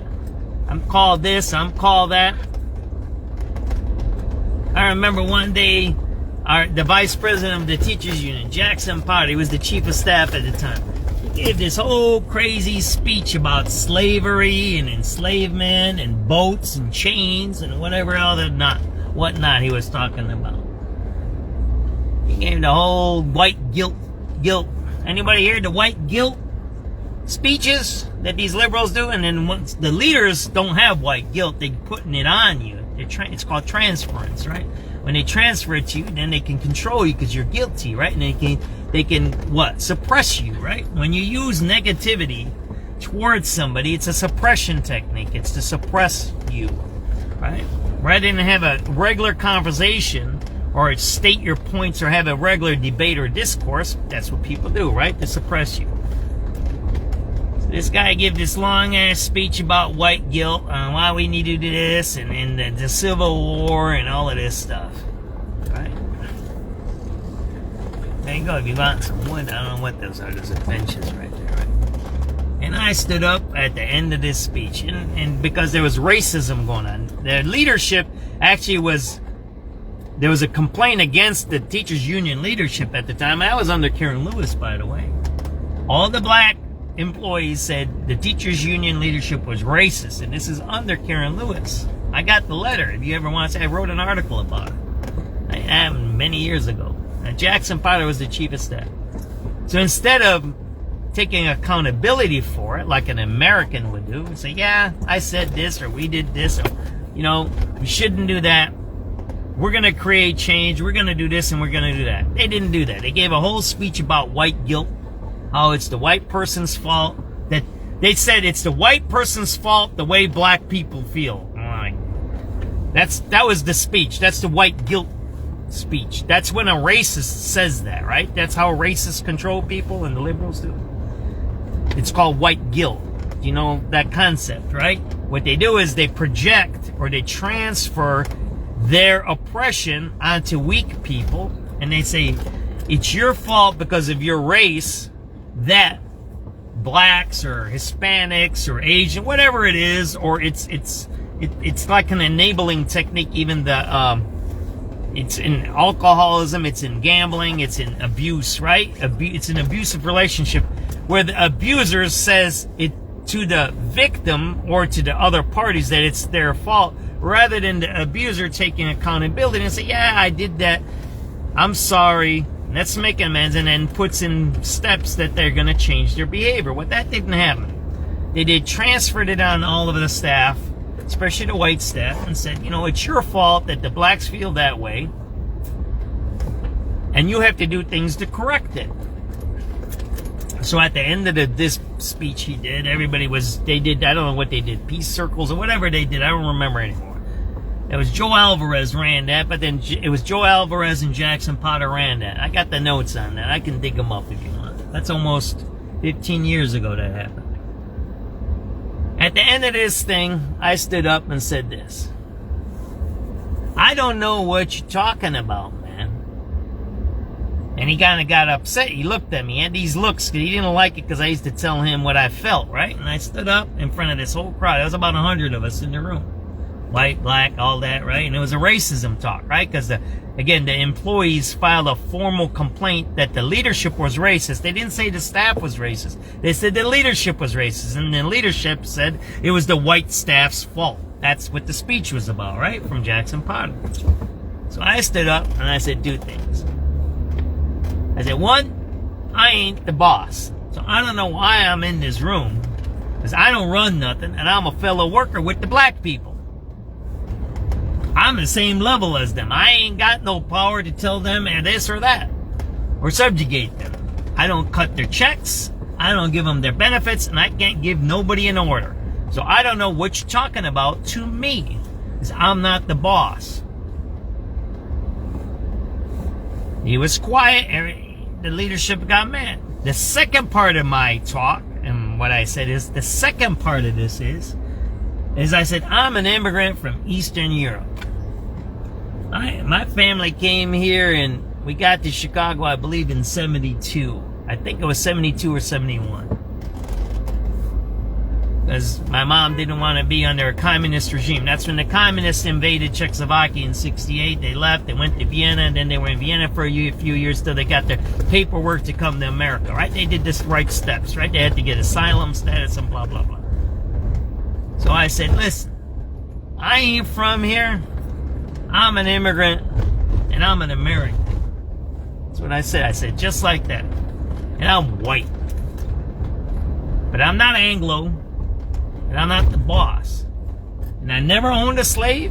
I have no concept of slavery. My family never owned a slave, and where I come from, we didn't have slaves. So I don't know what you're talking about. And don't tell me that I need to be feeling guilty that you're oppressing and you're a racist towards black people. And guess what happened? Every African American in that meeting, there was about 20 or 30 of them, stood up and started clapping and saying, that's true. And that's what's happening in our society today. And that's why I talked about Americanism. We're all Americans. It's our responsibility to fix this country. Because why? There was no country here before. There were some natives running around doing their thing, whatever they were doing, right? Now there's even a disagreement. Were the natives here first or were the white people here? There's documentaries that white people came here first, right? Leif Erikson, the Vikings. So, you know, this whole, the natives were here first. Yeah, I don't know. We'll see. But the natives come from the Asians anyway, so that's a mood issue, right? And all the African Americans clapped. And they said, you're right. The oppressor, the person who's in charge, is the person who's accountable. Not me. I'm a fellow worker. I can't oppress somebody if I'm not in charge. I can't oppress you if I'm not in charge of you. It's silly. It's bizarre. It's a bizarre thing. And that's the point I made about the ICE, and that's the point I made about all that mess that's happening that we're seeing on the TV. None of that is our responsibility. We're citizens. We're workers. We elected people to take care of that problem. We elected people. I voted for Trump. to fix that. To fix the immigrants. I voted for that. I voted for that. For safety. I don't want Lake and Riley to be raped and killed. I don't want another one of those. Or the 2 water polo girls that got killed by a migrant down in Carbondale or Springfield, where he ran into their car and tried to run into Mexico and he had a fake ID from Julius. I don't want those no more. I don't want that kind of stuff happening. They shouldn't be in our country, and I don't want them to be here. They can't get in, and if they're here, they need to get out, and that's it. That's my belief system. That's what I have. You can call me MAGA or left or whatever you want. That's my belief system. But that's not my job. That's the job of the president and ICE and whoever else is in charge of the border. And if you don't like what they're doing, then you can protest. That's our right. Don't be coordinating interference. Don't be coordinating subjugation.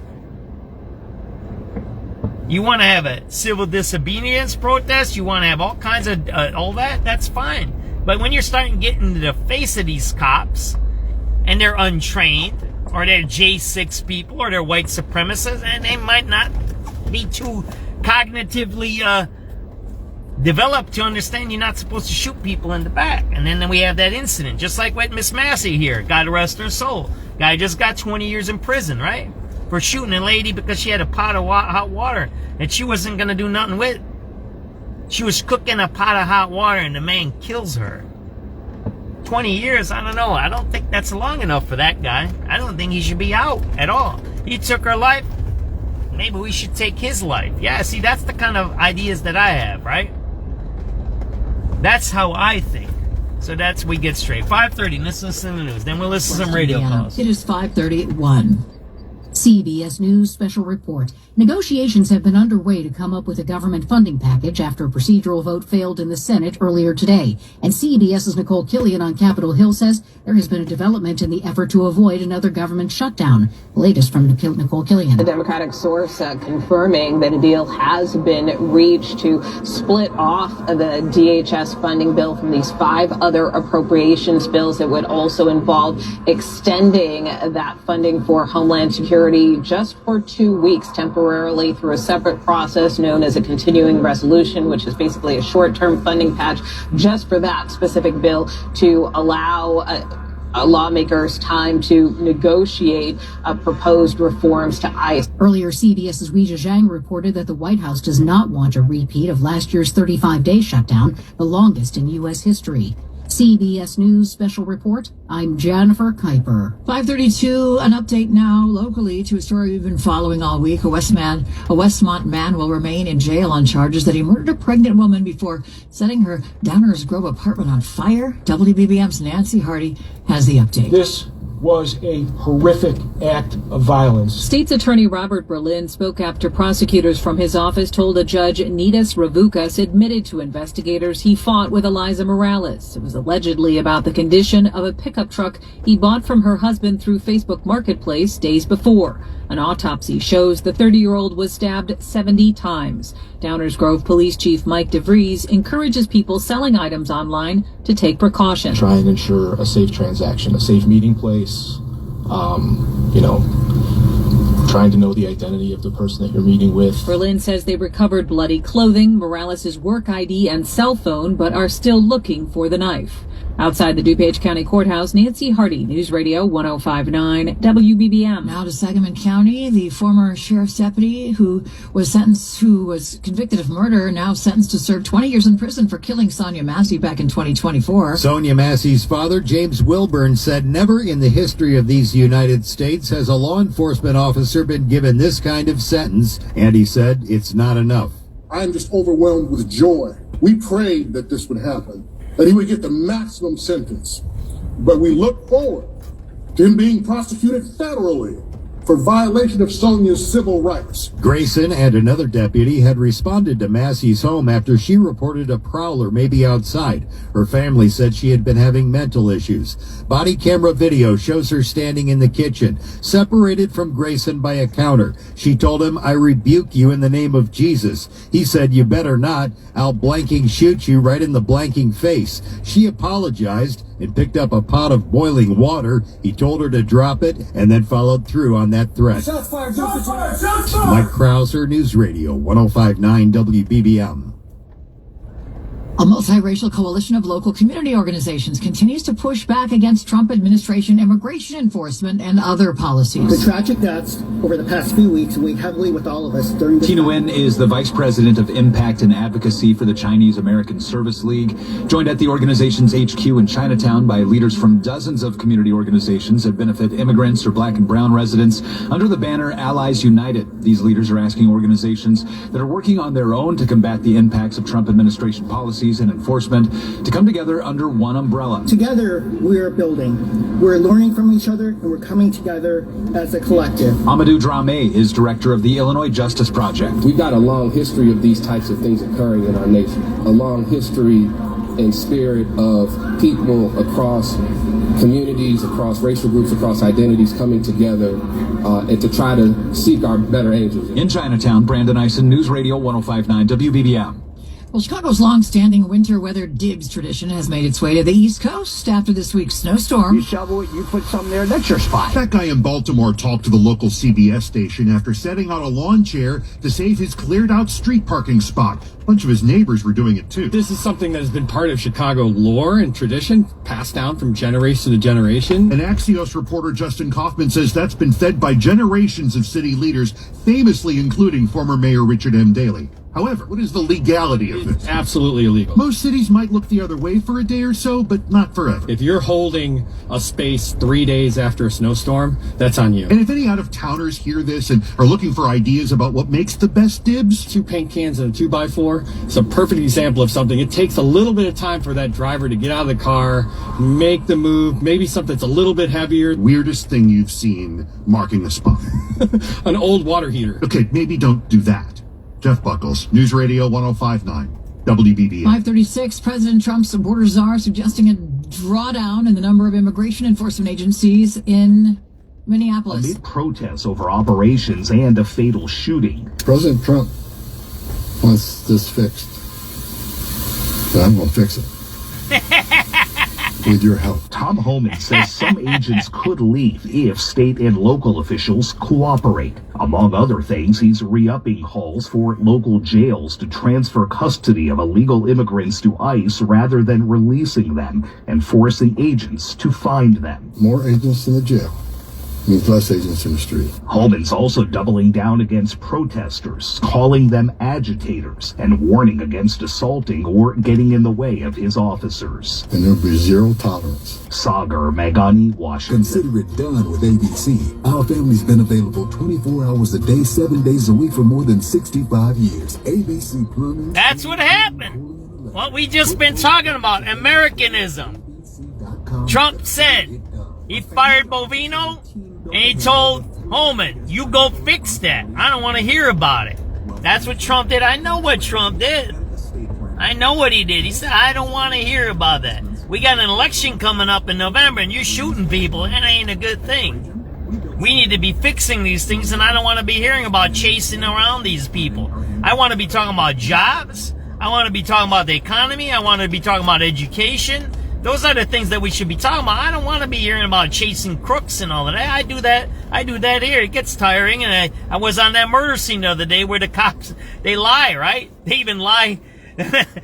Everybody on my comments, I have, I have Twitter, I have TikToks, I have all of those, right? And I put that video up about that crime scene from Aberdeen.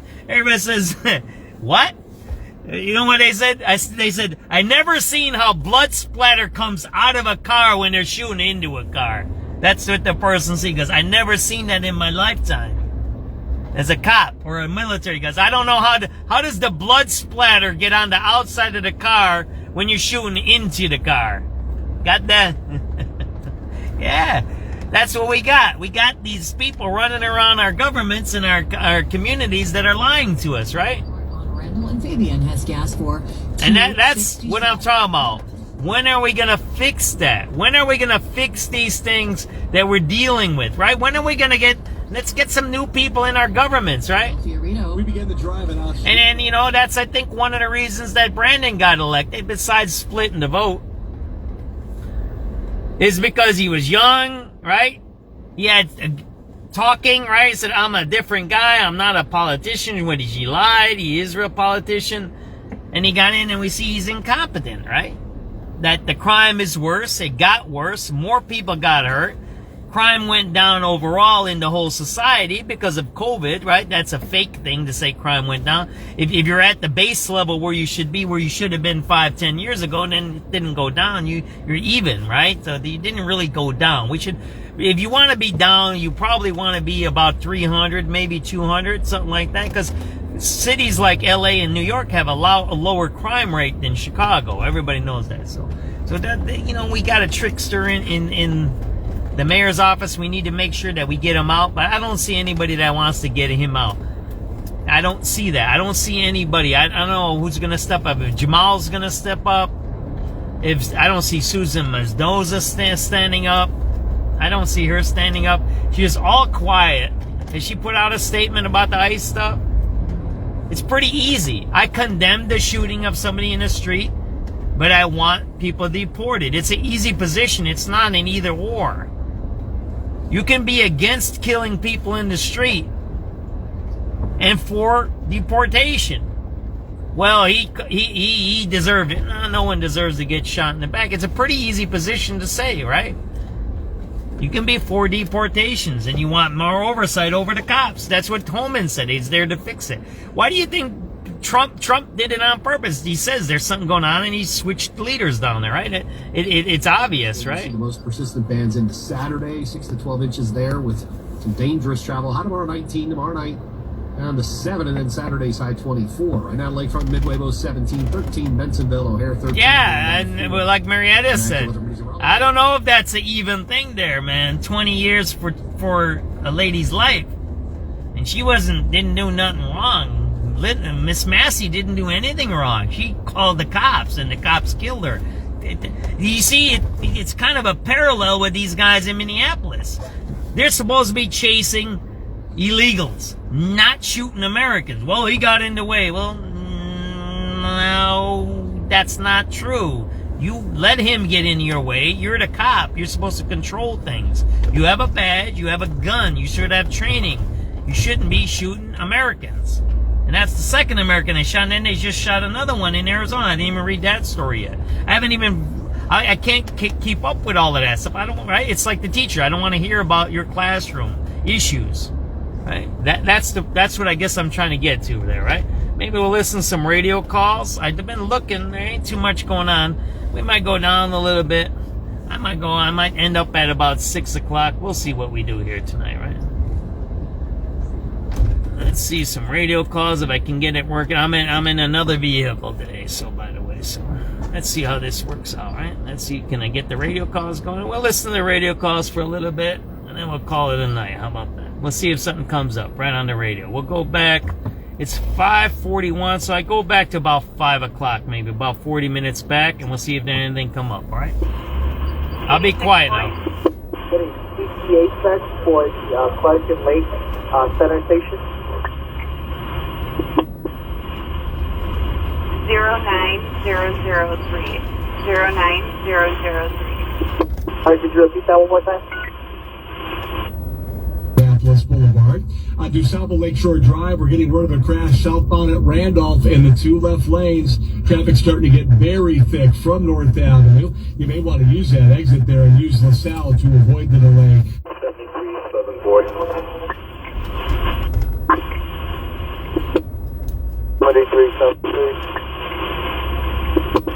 73740. 7383 Charlie. 83 Charlie. I have one for 79th in the rear. 08907. 08907. Is the 6 citywide shots fire 8324 South Marshville. Caller has 3 shots and bullets went through the caller's window. That's further zone 8. 83rd and Marshfield. Bullets through the window. 7388 Adam. Take bar, may I have a number for Blue Line at 10 feet? 0899.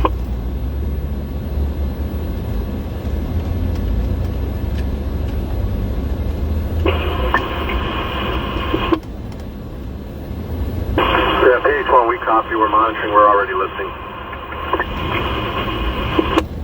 Lift away on citywide 1. 4714. Unit coming in on citywide. 4714. 4714. Yeah, that number for today's United Center 4, please.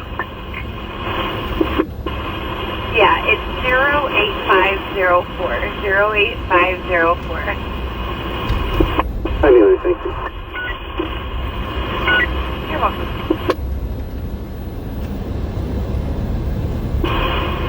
Districts in units in 12 and on citywide, we have a theft in progress at 2427 West Chicago Avenue at the CVS Pharmacy. Caller states shoplifters, male white, been built by 5, and female white by 5 are lingering around the store, and both are wearing a lot of clothes. Male white last seen wearing white coat with red. Female white last seen wearing thick black coat with a black fanny pack. No further. Zone 3 clear. 7386 boy. 86 boy. 86 boy. Getting CTA check for Clark and Lake Center Station. 09003. 09003. Alright, could you repeat that one more time? 09003. 09003. 7386 Adam. 86 Adam. Platform Jackson Red, please.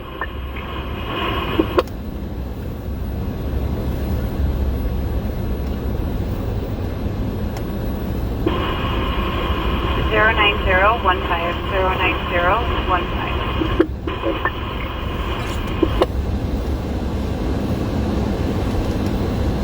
7383 Adam. 83 Adam. Alright, that number 95th red line, please. Thank you. 09028. 09028. 6409 Charlie. 6400 Charlie. 6409 Charlie. 6409 Charlie. Go ahead. Can you log out 6407 Adam on 8112? Alright, try now. Thanks. You're welcome. 7388 boy. 88 boy. Can I have a number for the last seat, Blue Line? 09046. 09046.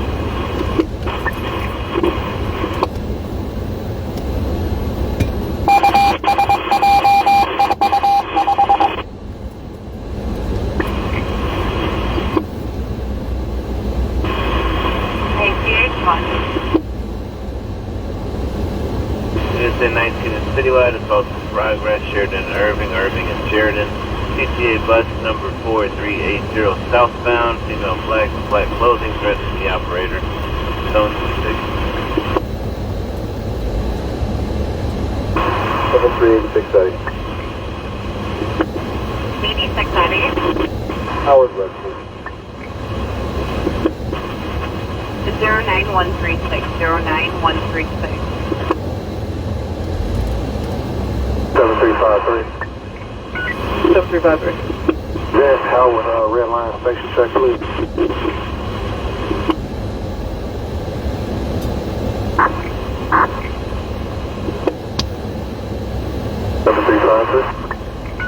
7353. Did you copy? Copy me, squad. Need the event for Howard. I forgot the event. Oh, I thought you copied. 09142. 7303. Go 3. I've been able for disturbance on the try. Alright, 7B09165. 49 David 7. 49 David 7. Hey, Squad, can I get a UAS AST at 1108 South Spalding, please?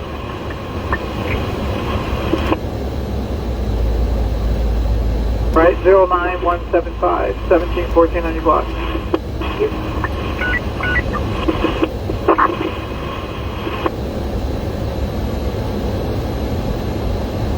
5 Frank 3. I'm sorry, who's coming in? 5 Frank 3. 5 Frank. 5 Frank 3. Can I get a VIN number for a follow-up at 7804 South Euclid?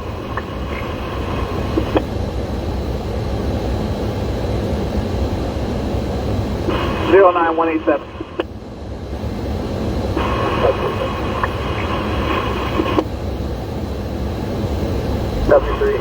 boy. 7382 boy. Can we get a check up the floor on Washington Main? Yeah, I got a lot of feedback from your radio. Try it again. Get a up the floor of Clarkson Lake. CH1. 09198. CH1. That's perfect. We were up on 85. We're up and available. Up and available, 10-4. 7395 David. 7395 David. Can I get another number, please? Flame blue. 09202. 7386 David. 7386 David. We get you by number, holiday date. 7386 David, try it again. We get you by number, Chicago and date. 09214.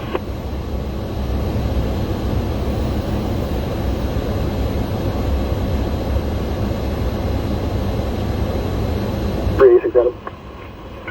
867. Platform jack the red line. A lot of cars down here in Inglewood, huh? We're in Inglewood right now. 09215. Interesting, right? 5700600. 70600. Yeah, can you log me out? I logged in under the wrong beat number. You logged me out so I can log back in. 10-4. City units in 1 citywide and assault in progress at Molly's Cupcakes, 1150 South Wabash, 1150 South Wabash at Molly's. Caller said she was notified by multiple customers that there's an elderly male white yelling and cursing at them with a glass bottle, gesturing like he's going to hit them. He's wearing a black jacket, unknown color pants, possibly intoxicated. Nothing further, 1st District, go for it. 7383 David. Standby 1. Do we have a sort car available? 790 is requesting for a sort car, not declaring it a SWAT as of now. So there's a male barricaded inside his home with a gun in the bedroom, having suicidal ideation. 4605. 4605. You're gonna head that way. It's gonna be 5700 South Main. It's right here, 57th and Langston. Alright, 5700 South on May, 1st floor, Big A. 57th and May with SWAT. But unit 10-7 in Citywide, getting the press order gun, 1019 West Garfield, 1019 West Garfield. The caller is stating there's a group of people in a dispute on the SWAT, 57th and May. Guy's barricaded, says he has suicidal ideation. Alright, 738, first one for the blue line precinct. It's going to be 0942, and then the green is going to be 09648. That's right here, right? You're welcome. Next unit? 738 Adam. 738 Adam. Yeah, citizens told us there's possibly 3 male black Jewies, one with a gun on a southbound red line train. It's probably already past Harrison. Not much in the way of description. There's 3 male black juveniles with face mask on, unknown what car number. Just for the bacon. Okay, information from 73 from a citizen, 3 black Juvies, last name southbound, the red line, possibly past Harrison, wearing face mask. No further. Someone just saying we're checking the cameras now. 3 black Juvies on the red line, south of Harrison, reported to have guns on the train. Now. 7301 Sam, 74. It's not the train that just left Jackson, it's the train ahead of that one. So yeah, we Roosevelt by now or past that possibly. Middle of the train, I don't know what car number. 7301 Sam, cap. 1 Sam, I got a train at Roosevelt red line right now. Looks like it's about to pull out. They might be passing Roosevelt now.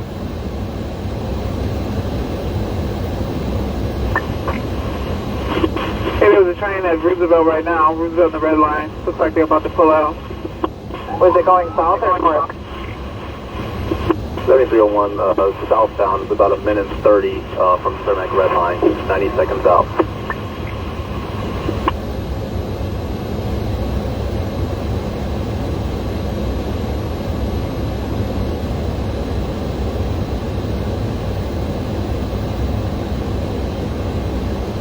We're gonna go check out this SWAT incident here. Let's go. It's 57th and May. Which way is it? Left or right? I'm on, I don't know where I'm on. May is it May going eastbound, right? 3867. You're gonna let me go, bro. I don't know what's wrong. Yeah, I got 653. 09653. I got my blinker on. I'm being nice, and the guy keeps creeping up on me, not wanting me to go, man. It's like, really? There's a bunch of stuff happening somewhere here to hear sirens in a minute. 57 in May, we got to go over somewhere here, right? There it is, 57, ain't it? Or 59? We got to go back up, right? May is this way, I'm pretty sure. Which way is May? I'm on Halston. I think it's east, right? Probably 56 or 6 cars in the front, maybe. 5 or 6 cars in the front? Yeah, approximately. 397 bull. 7397 boy, go ahead. So we get that description again. We're here. Supposed to be 3 male black Juvies, 1 had a gun, and they had a face mask.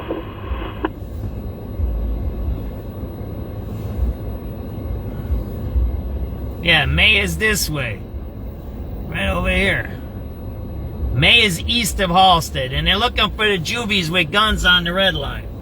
So we got juveniles with a gun on the red line, supposedly, and we got a guy barricaded over here on 57th and May.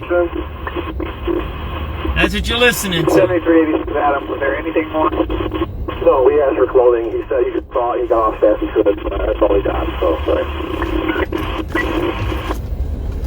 We're gonna go the back way, alright? That's what we're gonna do. That's, if you go the front way, you won't get into the shooting scene here, right? 1395 David. That's the point. Let me figure, I'm looking for the cars now.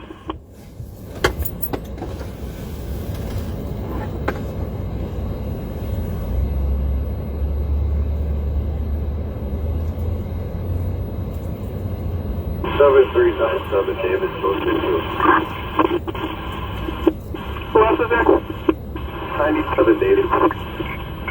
How far?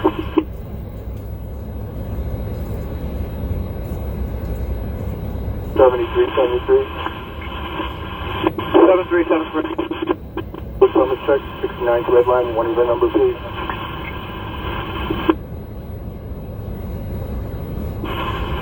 Zero 9719. I gotta check my map. I think I'm on the wrong side. I went the wrong way, it looks like. Oh, I gotta go towards Racine. I'm a knucklehead, it ain't east. It was west. Alright. So luckily I stopped. And sometimes I get discombobulated. I'm gonna get me a little tea here. So we gotta be going west, not east. May is next to Racine. That's where it is. Alright. That's where we're heading to. Going to the SWAT situation, and they're looking for juvies too on the red line. How life goes in the big city. Alright, let's get out of here, right? Units 11 Citywide, first with a gun, westbound Chicago, Cosmos. Some CTA bus, caller says there was a 15-year-old male black with an afro showing other teens that he had a gun. Units westbound Chicago from Cosmos, first with a gun. On the CTA bus. Don't think this. 7388, boy. 7388, boy. Somebody else set my number. Bull line.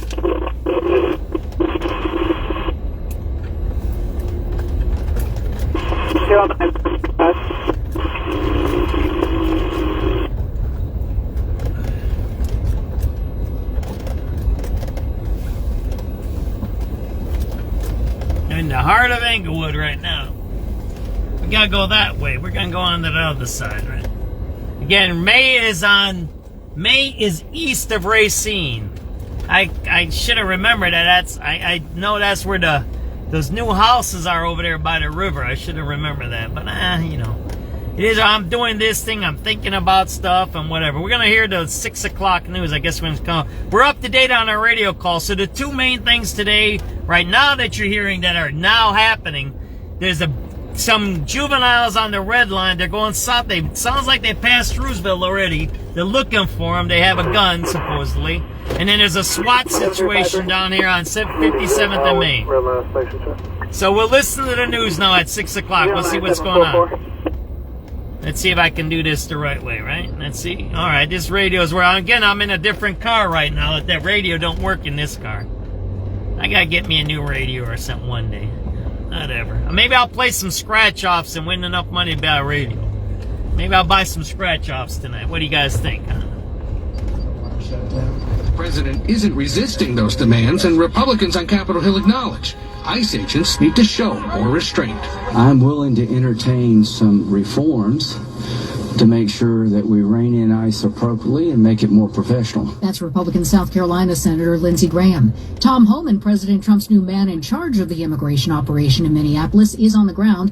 Homan says President Trump wants the situation fixed, and he is going to fix it. CBS's Ian Lee. One thing he pointed out in particular that could help that situation is if a person is arrested, an undocumented migrant, and they are arrested by local authorities, instead of releasing them into the public, release them to ICE. He says then that reduces this friction that we've seen. One ICE official can arrest that one person. Former Sheriff's Deputy Sean Grayson is sentenced to 20 years in prison for killing Sonia Massey in her Central Illinois home. She had called 911 for help. Grayson shot her when he says he felt threatened by a pot of boiling water. Massey's mother, Donna, saying after today's sentencing, I am ecstatic.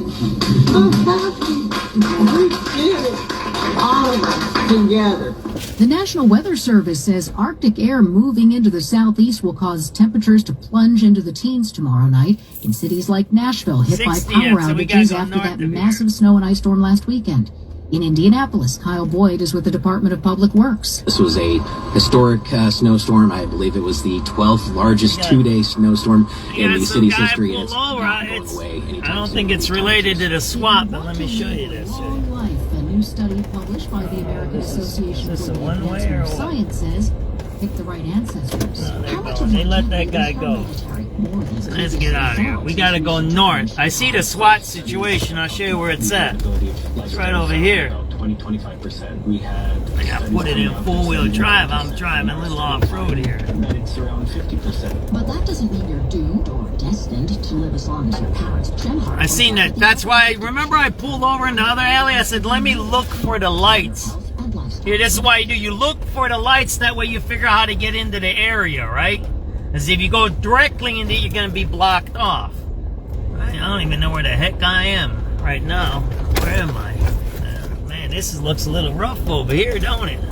Yeah, look, those are abandoned buildings over there. You see that there? I think I was here for a shooting scene once. There's a lot of shootings that happen around here. I don't know if I can... Oh man, these are all abandoned buildings, man. Look at that. This is all abandoned around here. They're the kind. That's the SWAT situation over there. All right, so we got to get over there somehow, right?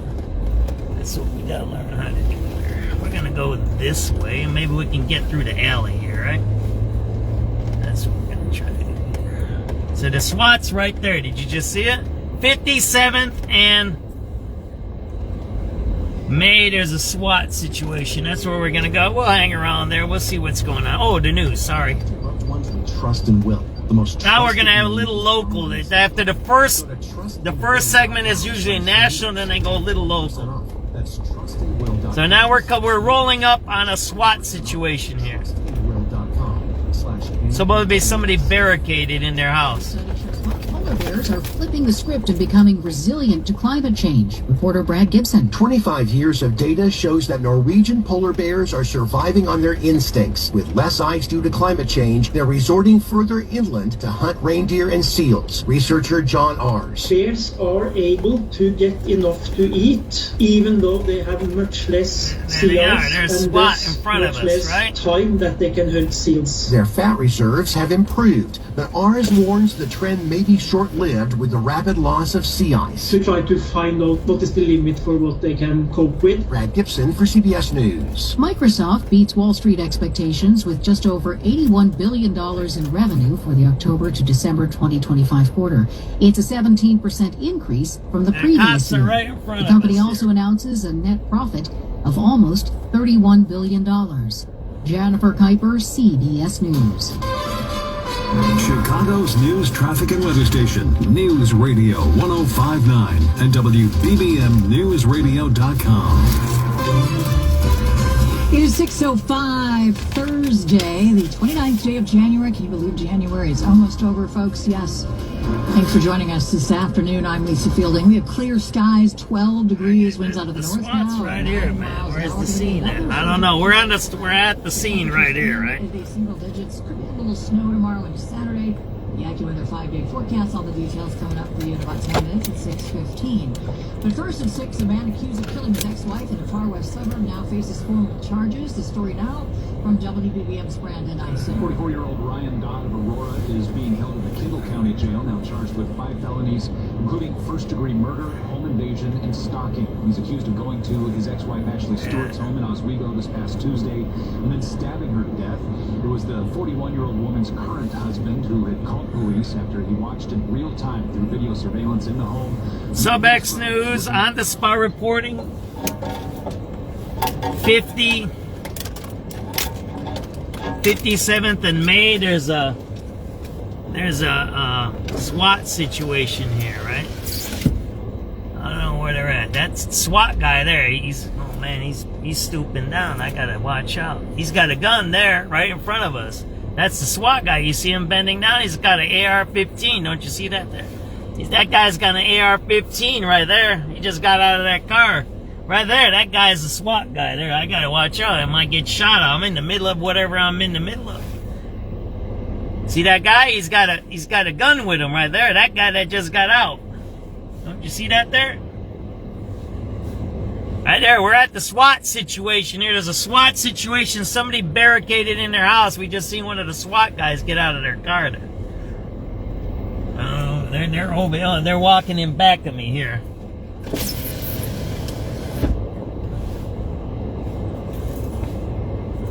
What's going on here, man? It's they're all. I don't know which house it is. There's a cop car right here. Let me show you this.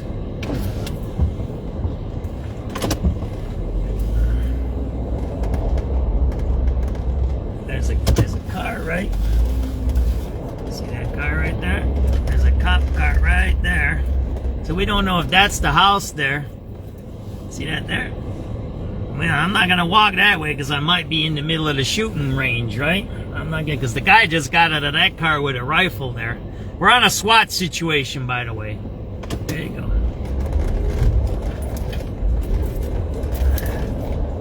We're gonna go this way, right? We're gonna see where it's barricaded. We can always come back, right? I don't want to get involved. This guy's shooting. I don't want to be involved in that stuff, right?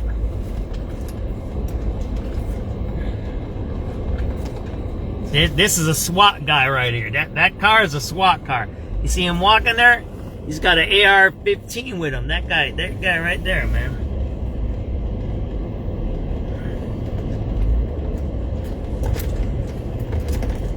There, right there. This is the situation room right here, man. That's SWAT right there. You just seen him. You see that guy walking right there? Right there, that guy's SWAT. He was just walking around with a machine gun, man.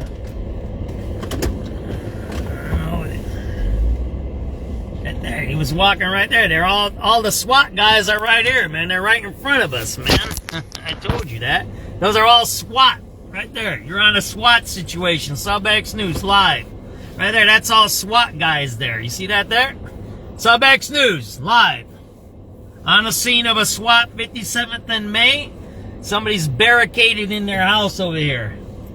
You're watching it live, right? Right. There we go, right? Let's do that, right?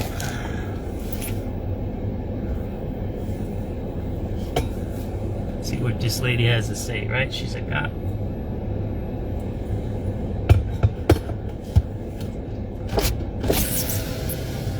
Now, what's up? Where's the scene at? Where do you want me to be at? Alright, so how about down that way?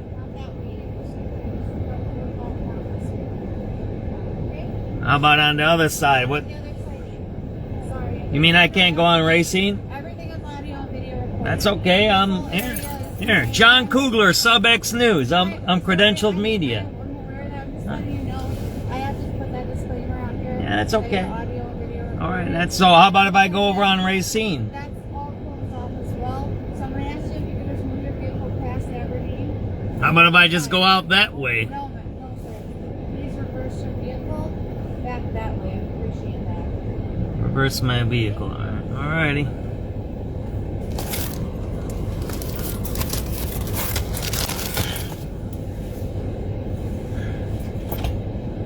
So we're on the scene there, right? Is this guy in back of me? I don't want to hit him. Is there a guy in back of me? I can't see.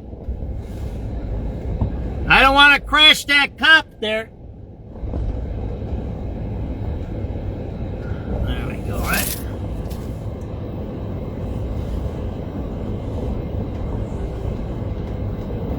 So they're over there. I see that there. I don't have my other radio on me. That's the problem, right?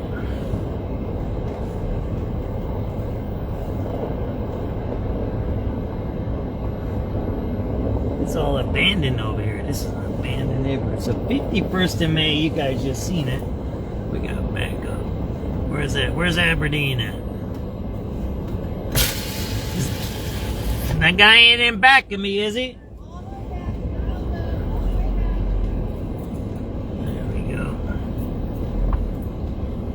Hit nobody, and I can't see because I'm in my truck here, man. What are we on? Aberdeen? There we go. There we go. There we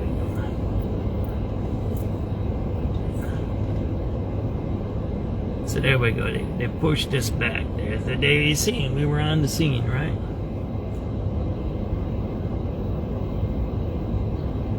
We're gonna go another way. We're gonna try to get to on the Racine side. I don't believe they got Racine shut down. I mean, we're in the heart of Inglewood right now. It's a SWAT situation. Right, let me go on here.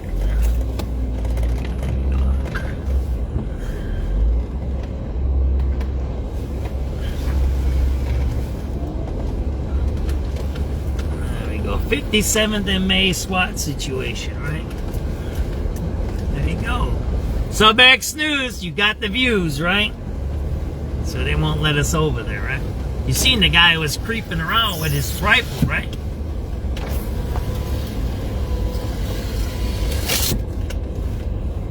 So we're over here, yeah, on a SWAT call here. We're gonna see what's going on over here, where we can get in and we can't get in. I don't know what's going on. We'll go this way, right? So this is the other side, right?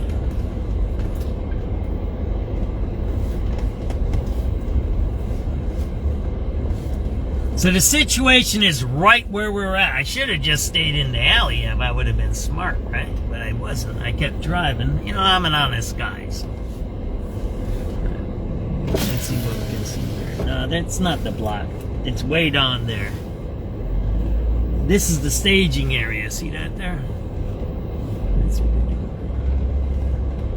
the staging over here. Now maybe they're staging here on Racine. I don't know.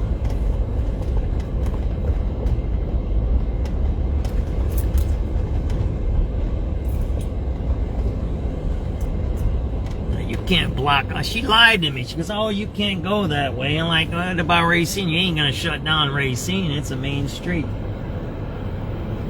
I don't like it when people don't tell the truth. I didn't like that. You see what I mean?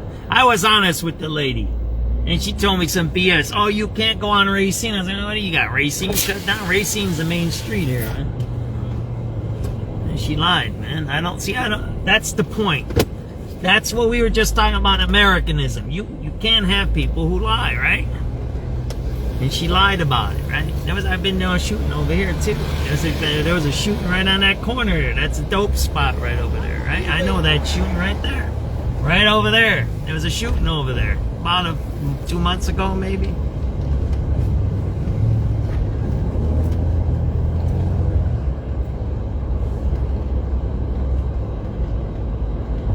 They're right over here. This is 57.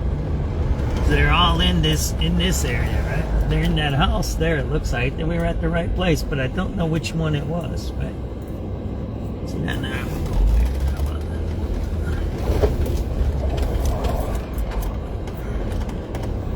SubX.News, on the spot reporting here. SWAT situation on May, so we went around there. The whole area is cordoned out. You're in the Inglewood, south side Chicago. By the way, if those of you who are tuning in, you're watching a SWAT situation. We came on the scene and we've seen the SWAT guys with their machine guns walking around. Or they are, or it's not a machine gun, whatever guys say, whatever, brother. You say what you want. I say tomato, you say tomato, right? And I say ketchup. How about that one? Huh? That's the same thing, isn't it? So there we go. We're at the SWAT situation here. 57 May. Looks like they're in one of those buildings is blocked off there. See that there? It looks like that might be that second or third building. You see that there? Again, SubX.News on the spot reporting. The SWAT situation came in about a half hour ago. Somebody's barricading the house. They say they're suicidal. And that's what you're watching here. Maybe I'll put on some radio calls. I don't know. I don't know if that's going to help us though.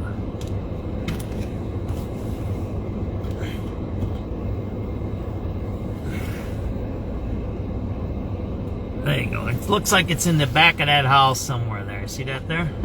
So 57 and May. If you know somebody here, and they got the ambulances coming here now.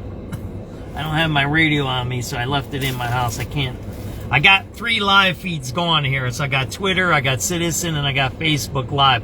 So I can't play the radio calls right now, right? I mean, I can try, but I don't think I'll be able to. No, I won't be able to.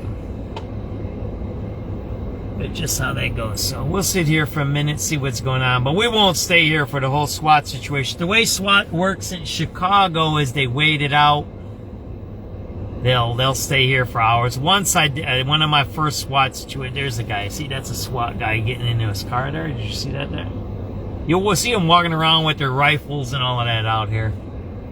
They'll use drones. They do all kinds of techniques, but they usually wait it out. And it takes hours and hours. Once I think I had 2 meals at a SWAT situation. That was the one over by the building on Kinsey, one of the K2 buildings over there. They said there was a carjacker that ran into the building and had somebody hostage in an apartment. It was while they were going up and down the floors. They were doing videos through the drones. They were doing all kinds of crazy stuff. The SWAT guys. And I think it was like, I think I was there 8 hours maybe. And then like, and you know what they found out with that one? He wasn't even in there, so. This one is, the call is he's in the house, barricaded in the house, and is suicidal. So that's what we heard. Oh, he shot? Sorry to hear that. Princess has just told us that this is a DOA.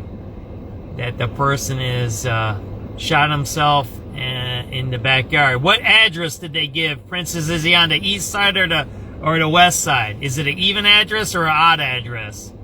Are we looking at it right there where that cop is?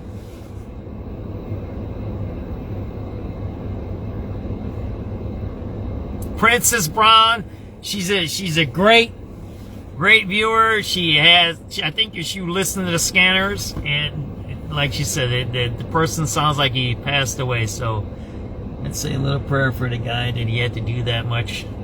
He had that many things going on, and I can't get to one of my radio calls here. I'm sorry to hear that, Princess. Yeah, that's bad. That's bad news there. So we're hearing from one of our viewers. We're live feeding that the person did take his life and he's in the backyard. We don't know if that's the backyard right there. They should probably be clearing it by now. Right?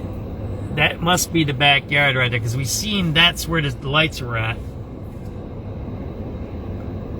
I don't know. This guy looks like he's putting on his uniform there. You see that SWAT guy there? He's putting on some kind of a uniform still over there. Unless he's just got a jacket on. That's it. See that there?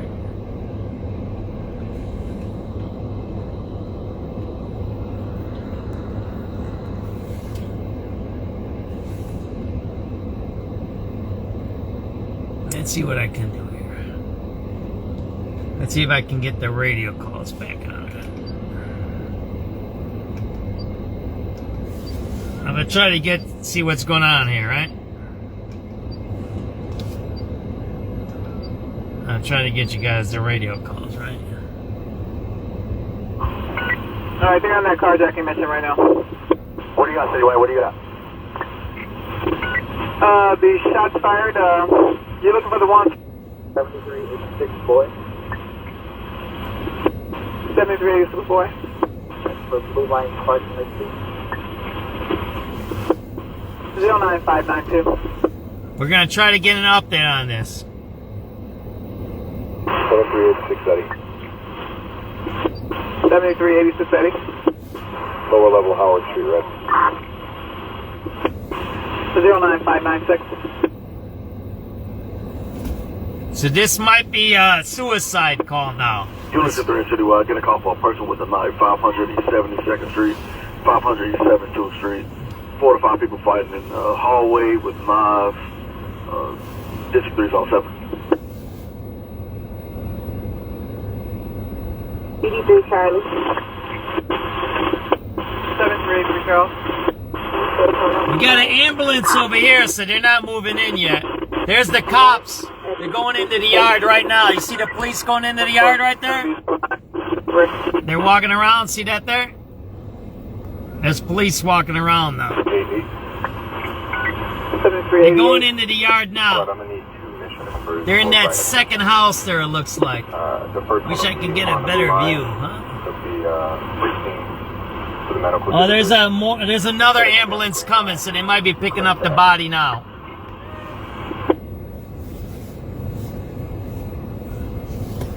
There's a fire truck coming.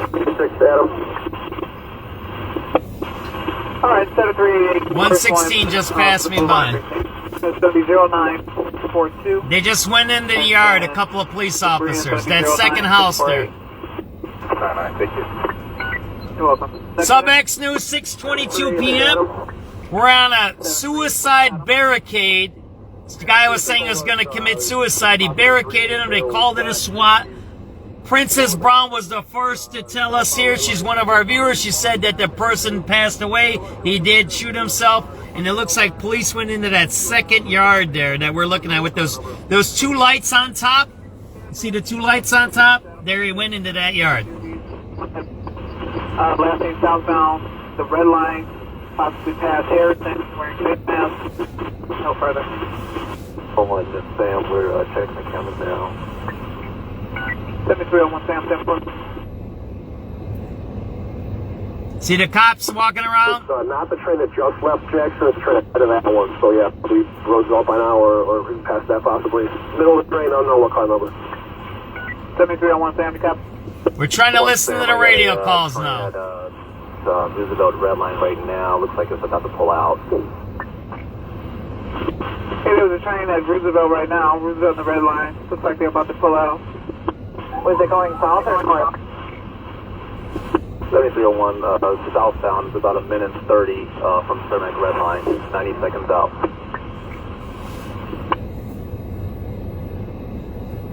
Oh, the SWAT Bearcat's coming now. SWAT Bearcat's coming in. See that there? That's coming in. The Bearcat's coming in. There you go. 653. 09653.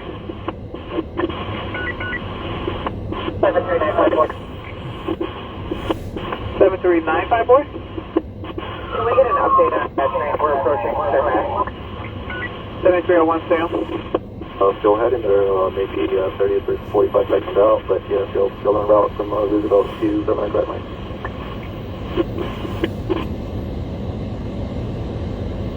$397 boy. I would guess probably 6 or 7 car from the front, maybe. 5 or 6 car from the front? Yeah, approximately. That's the red line, CTA. There's people with a gun on the red line. They're bringing in the K9 too. See that there? We get that description again. We're here. Supposed to be 3 male black Jukies, 1 had a gun, and they had a face mask. Is there anything more in that description? 7386 Adam, was there anything more? No, we asked for clothing. He said he just saw it. He got off fast. He could. That's all he got. So, sorry.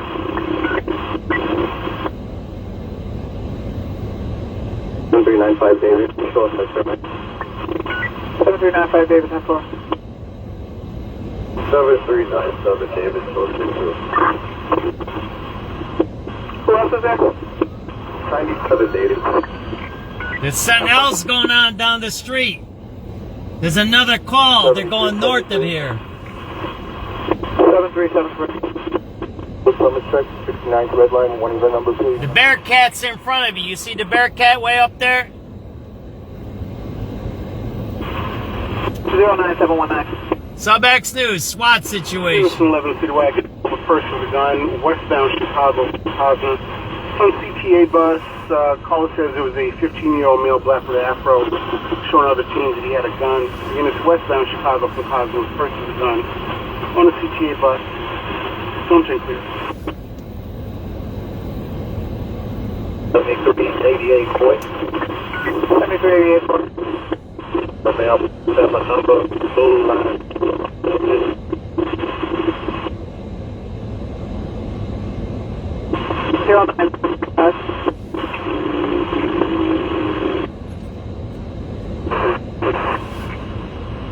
7353. Moving Zen Howard, red line station check. 09744.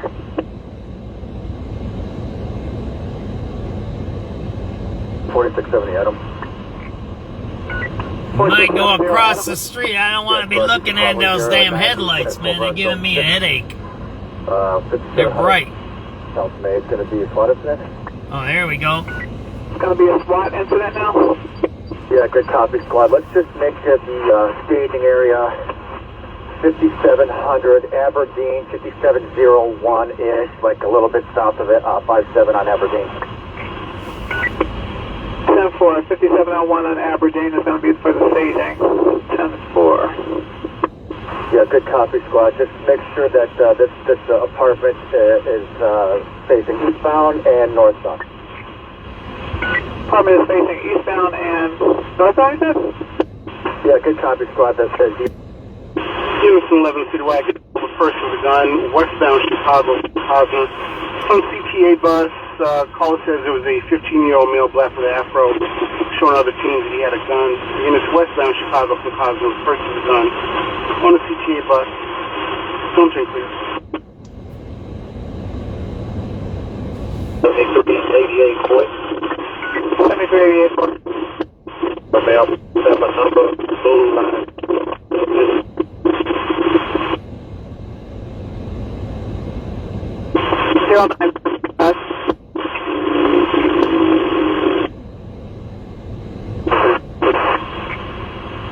7353. Moving Zen Howard, red line station sir. 09744. 4670 Adam. 4670 Adam. Yeah, squad, you could probably hear 9. He's going to over on zone 6. 5700 South May is going to be a SWAT incident. It's going to be a SWAT incident now? Yeah, good copy, squad. Let's just make it the staging area 5700 Aberdeen, 5701-ish, like a little bit south of it, 57 on Aberdeen. 10-4, 5701 on Aberdeen is going to be for the staging. 10-4. Yeah, good copy, squad. Just make sure that this apartment is facing eastbound and northbound. Apartment is facing eastbound and northbound, you said? Yeah, good copy, squad. The apartment faces so hot is north and east. So everyone's going to come off of 55th Street and head south on Aberdeen, and that's where we're going to stage.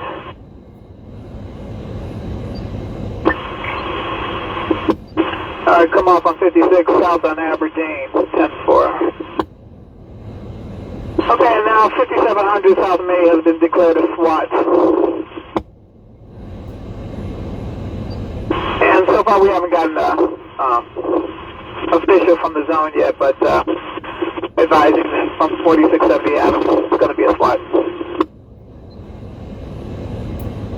Okay, squad, just let us know for need. 10-4. 4670 Adam, let us know if the helicopter is needed over there. 4735. 4735? So I'm sorry, I didn't copy. What was that? 4734. 4730. Can somebody go on that SWAT incident? Yep. 4742. 4742. I'm clear for Nebraska 9. 10-4. 3 East Side D. 735 David coming in? Yeah, 2 event numbers, upper or lower, the red line on Roosevelt. 09782, 09784.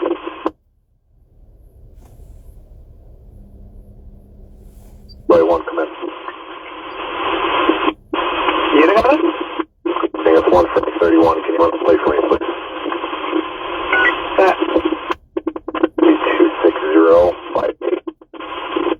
Paul Tom. That's 26058. Paul over Tom. So you see the lady. So the lady probably just got off of work. See that lady? She just came here. She just probably got off of work or something. Multi-owned with Healthy Journeys Transportation. And she can't go home. Seen that, right, guys? Outstanding. Thank you. I appreciate it. You can show us clear. I appreciate your help. So that lady can't go to her house. You see that, right? Right there. That lady, she got off the bus.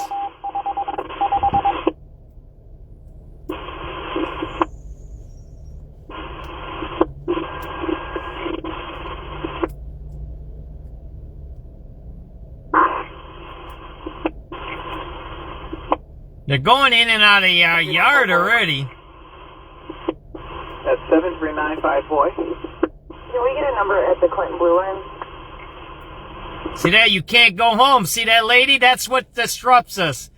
These crimes, whatever it is, it disrupts the whole...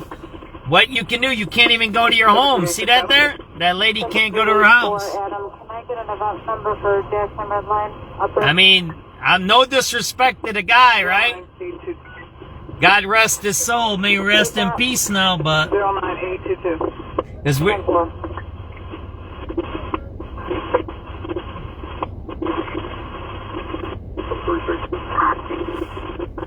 7363. I told you they sell drugs down the street, right? I was here for another murder scene on the street. There's a murder right down the street from here. In the summer. 827. I've been here before. I know this area. It's a dangerous neighborhood, I'll tell you that. 4570 South Open Wall, 4570. It's hard at Inglewood. Always they heard a really loud noise. Flash speaking coming from the first level of the home. SWAT suicide. Yeah, look, poor lady. That's her house. Citywide in the call for robbery just occurred at BP gas station, 6500 South Kedzie. The call offenders inside the store wearing a blue jacket, forcing people to give him money. They didn't see a weapon, but he's applying one. Male black, 25 years old, with black number. 57 South Kedzie at the BP robbery just happened. That's a hot neighborhood too. Another bed number, please. 96 red line. Thank you. 09846. 09846. Look.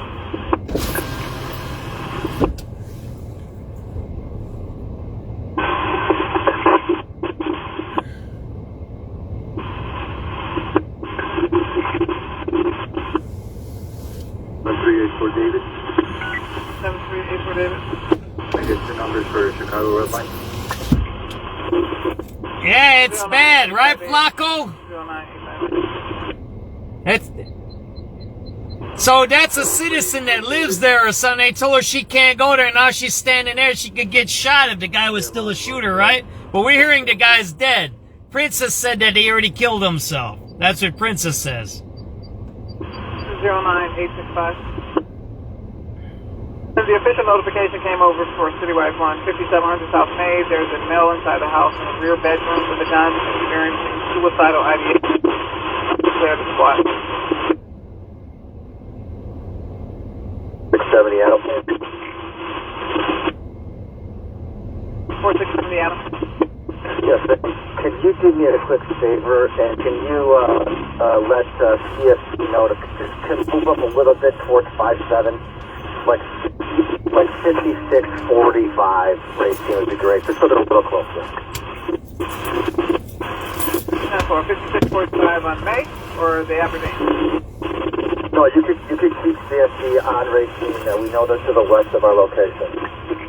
He's going in with the shield. That guy's got a shield over there. See that there? He's going in. You see that there? See the guy there? He's going in with the shield. Right there, you just seen him, right? Yes, but you did notify CSP So think about this. It's what Flacco just said. So you got the guys with SWATs and machine guns, and they let that old lady just stay there with the bags. That's pretty dangerous there, man. Yeah, right? And 4670 Adam, just for clarification. 70 Adam, go. Yeah, you wanted them closer, 5645 on racing, you said? Yes. 5645, just so they're like close enough so we can just run right down 4670 Adam. Yes, can you do me a quick favor and can you let CSP know to just move up a little bit towards 57, like 5645 racing would be great, just so they're a little closer. 5645 on May or the Aberdeen? No, you could keep CSP on racing. We know they're to the west of our location. SubX.News Live, SWAT scene. You just seen the guy with the shield going in. 70 Adam, one more time. 4670 Adam. Yes, but you did notify CSP for a proper SWAT call out, correct? Yeah, 10-4. Looks like the phone already did it. Okay, good copy, thank you.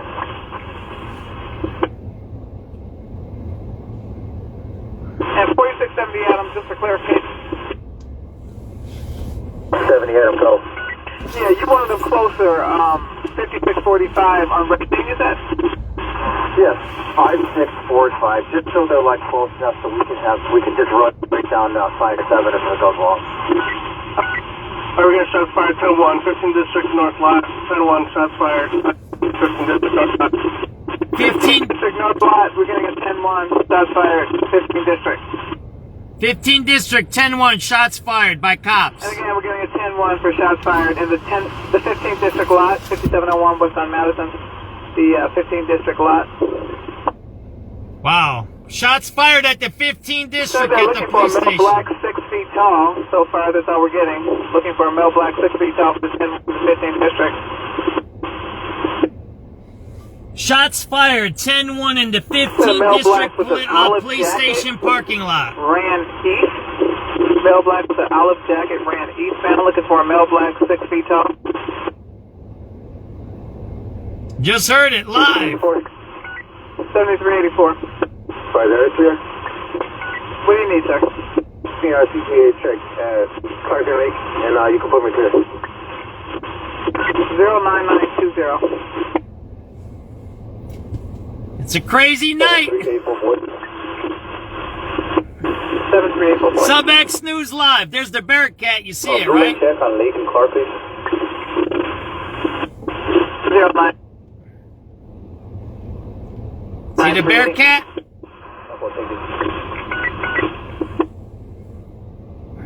This is kind of one. We're getting a slowdown now. 701 Madison. Going up to 10-1. 2441 Adam. I'm sorry, who's coming? 5441 Adam squad. Show me responding to SWAT incident 7. SWAT's going in. You see it, right, guys? Can you see that? That's SWAT. They're going in. Stand by. We're on Citywide 85. We're on a car. Stand by. Alright, they're on that carjacking mission right now. Carjackings, suicides, and shots at the police station. The shots fired, you looking for the one for the 15th district? No, we're on our way. We're on our way. We got this car. We're on our way. 18th district, 15th district, 15th district, right? Yeah, 15. 5701 was that map. They're going in the yard. They're going in the yard. You see that, right? Here's a 90 Citywide. Getting a robbery just occurred. 3302 Southwestern Avenue, Catherine. Tenant landlord let 2 male Hispanics and 2 female Hispanics stay in an apartment. He physically assaulted them and took her, the female roommate's property. Calling the roommate, fled the scene. Unknown offender still on scene. Caller refused EMS. We wait with the roommate at 35 Western. In a black hoodie and pajamas. Zone 13-966. 910. 7386 Adam. 7386 Adam. Taking platform Jackson red line, please. 10004. Well, thank you.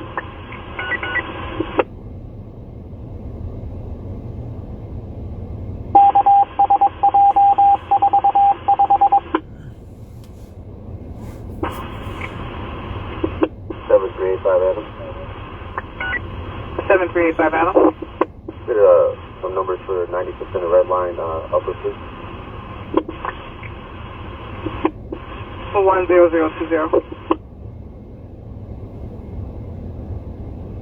SWAT situation, 5700 South May.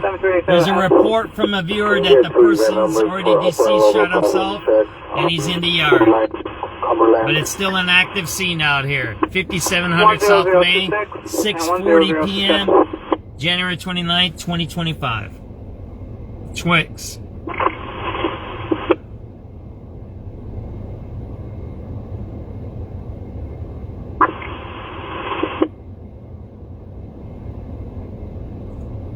No, 341.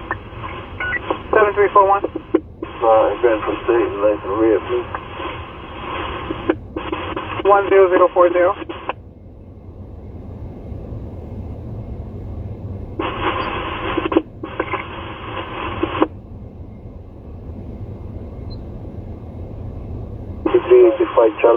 Person called in that he had suicidal ideations and barricaded himself in the house.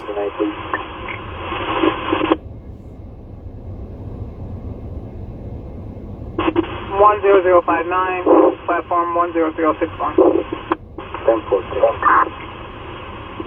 7386 Adam. 86 Adam. Can I get a mezzanine Jackson red line, please?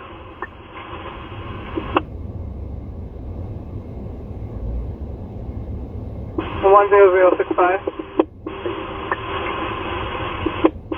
Units 11 Citywide. It was initially 4737 Chicago, now it's 4737 Maypole for a robbery in progress.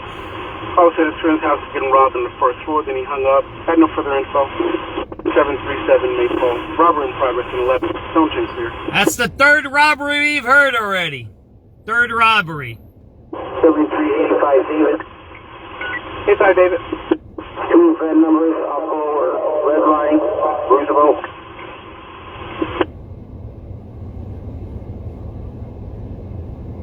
One 10089, 10091. 7388. 7388. Green line, check it, please.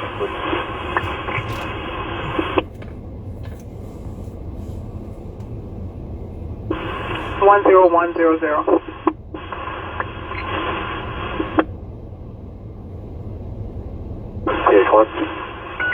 H1. Multiple robberies across the city, at least 3 within the last 15 to 20 minutes. 09888.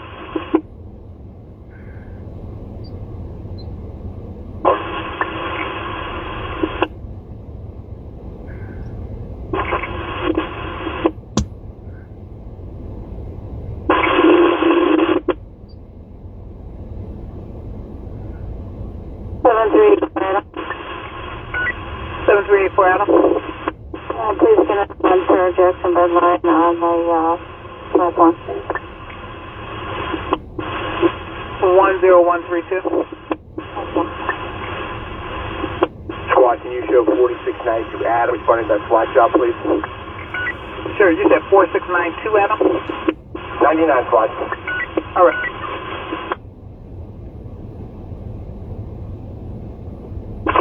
David 4. 49 David 4. Can you show myself at 49 David 6 on the SWAT job, please? Yep.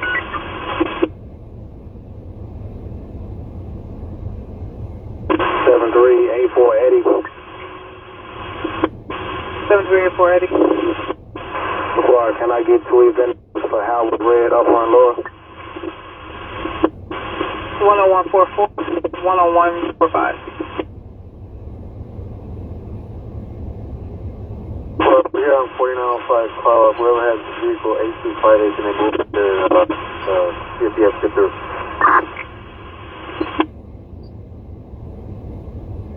There's got a light on the back now. You see that there? They just turn on that light back there, so he must be in that yard right there. Or something. See that light there? They just turn on the light. I'm sorry, who's coming? 49 David. 49 David 6. Clear me real quick so I can log in. Sure.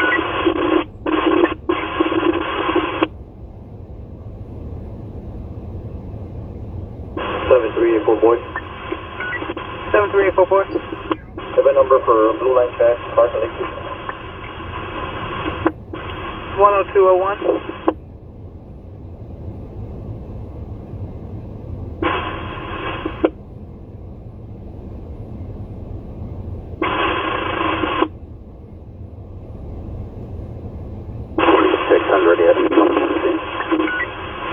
Adam 10-1.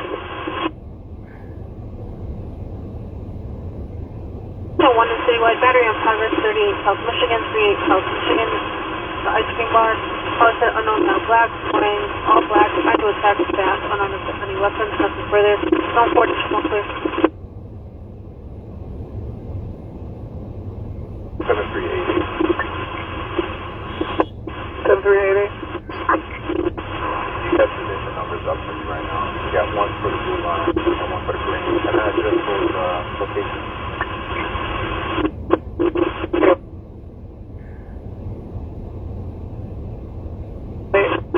Okay, can you make that event for the blue, racing minimal, and then that event for the green, looks like they're clearing it. 7385 Charlie. Sounded like there was a shooting in the parking lot. 7385 Charles. I'm way far from there. Station 79 is red line to bus. Look like it's a fight there. Okay, it's a fight going where? 79 red line. Station. Okay. 79th and the red line at a fight in front of the station. bus, the CTA bus. On the CTA bus, 4. You need some help over there? I will let you know. You just heard it. Fight on the 79th Street Red Line on the bus. Just heard it here, live. 738.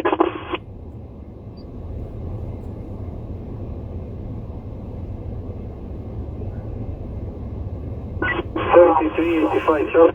Fight on the 79th Street Red Line on a bus.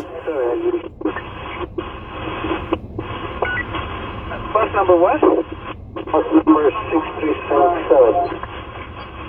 Yeah, we can't copy.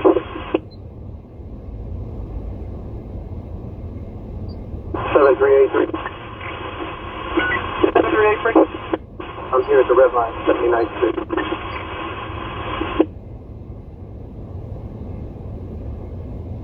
Oh, 10291. 7388 on the air.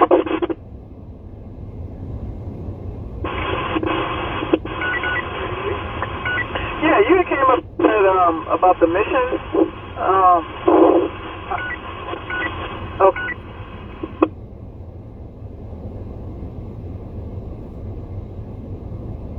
It's going crazy tonight. What's going on tonight, everybody? Is there a day drinking wild, crazy juice or something? Lakeshore Drive and 31st Street, northbound. Complainant reporting a stalled vehicle in the far left lane. Vehicle has occupants and only blinkers. Description of the description.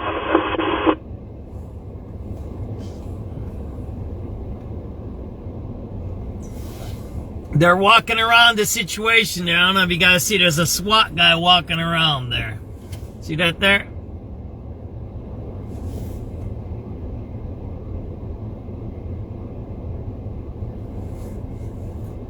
I got 12 and 13 south today for you. Alright, 3212. 212. For the sake of well-being, Lakeshore Drive, 31st Street, northbound. Got a car stalled. No vehicle description. No plate. Got their flashlight.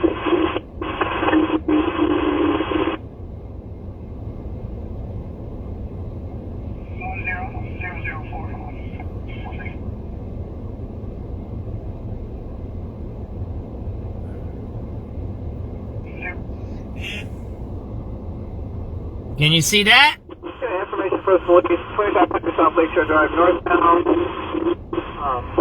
There's a black car.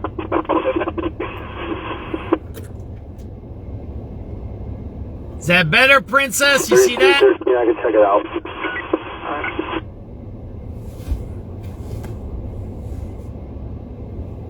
So they're going back and forth with that car there. I'm gonna try. The SWAT guy is by that car. Let me show you here. Let me go sneak up just a little bit.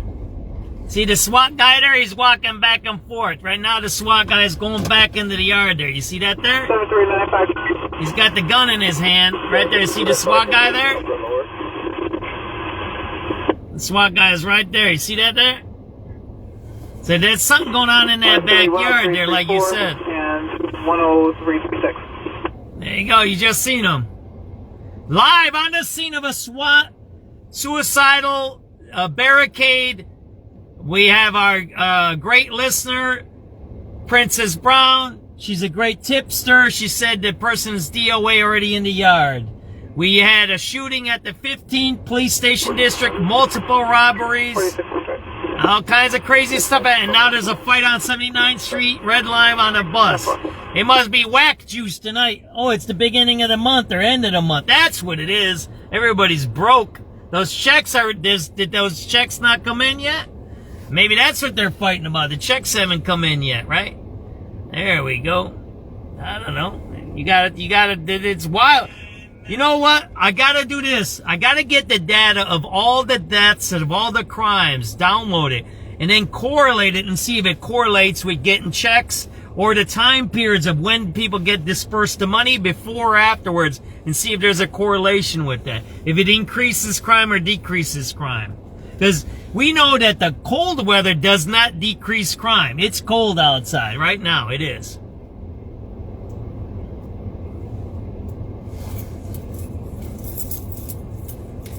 think SWAT's leaving. See that guy there?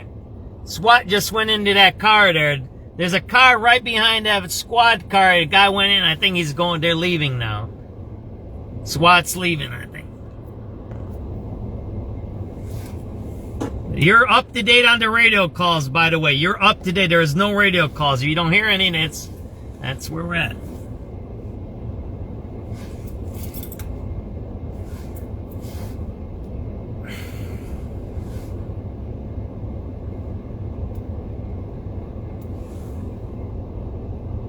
So it's in that yard there. See the lights, the two lights on top?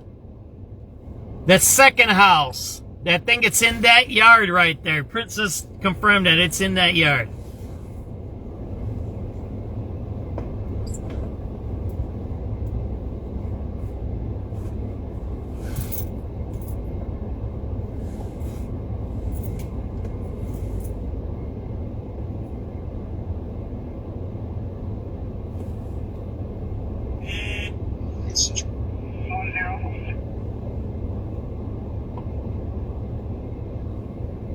SubX.News Live, by the way. We'll sit here. These SWAT situations take a long time. Let's go. Let's play back some radio calls, see what's going on. And that way, oh, there's a big cart coming here. We'll go back a few minutes and see what's going on, right? Some guy just pulled in. You see that there? Some guy just pulled in. And 7380. 7385 truck. 7385 truck. Bus number 6510. Bus number what? Bus number 6377. Yeah, we can't copy. 7383. 7383. I'm here at the red line, 79th Street. 10291. 7388 on the air.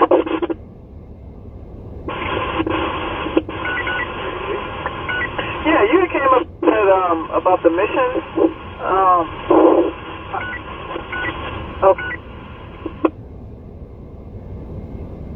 Getting a report of check the well-being at Lakeshore Drive and 31st Street, northbound. Complainant reporting a stalled vehicle in the far left lane. Vehicle has occupants and only blinkers. Description of I got 12 and 13 south today for you. Alright, 3212. 212. Check the well-being, Lakeshore Drive, 31st Street, northbound. Got a car stalled. No vehicle description. No plate. Got their flash on.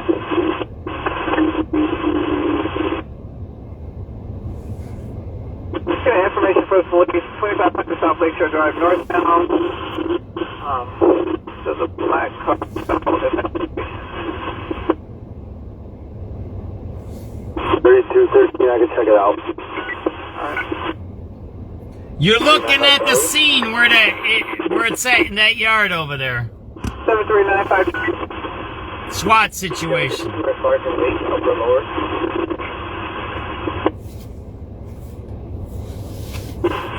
going to be 10334 and 10336. 4600. See that other guy going in, trying to get into their house there. See that there? Ain't gonna be able to go, right? We'll see. If they let that person through, that means it might be over with. See that person walking there? We'll see. 10371.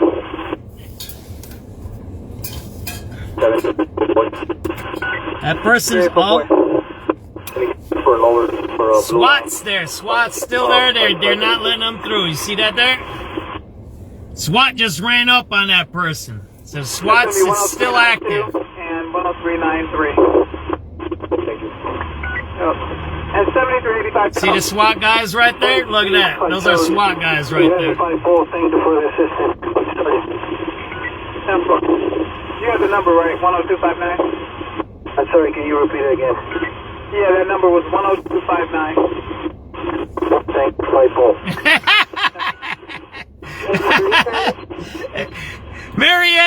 Marietta, why don't you type your saying? We're gonna sell this for t-shirt. What did you say? Only when needed. This is Marietta's t-shirt. This is not a SubX.News t-shirt. This is not SubX.News' idea. This is Marietta James' idea. If you want to use this and make t-shirts with it, you have to split the money with her. It's only as needed, right? There you go. C85 Charlie, I'm sorry, what time was this call? I'm sorry, 7385. And look, we're not making any fun of this situation.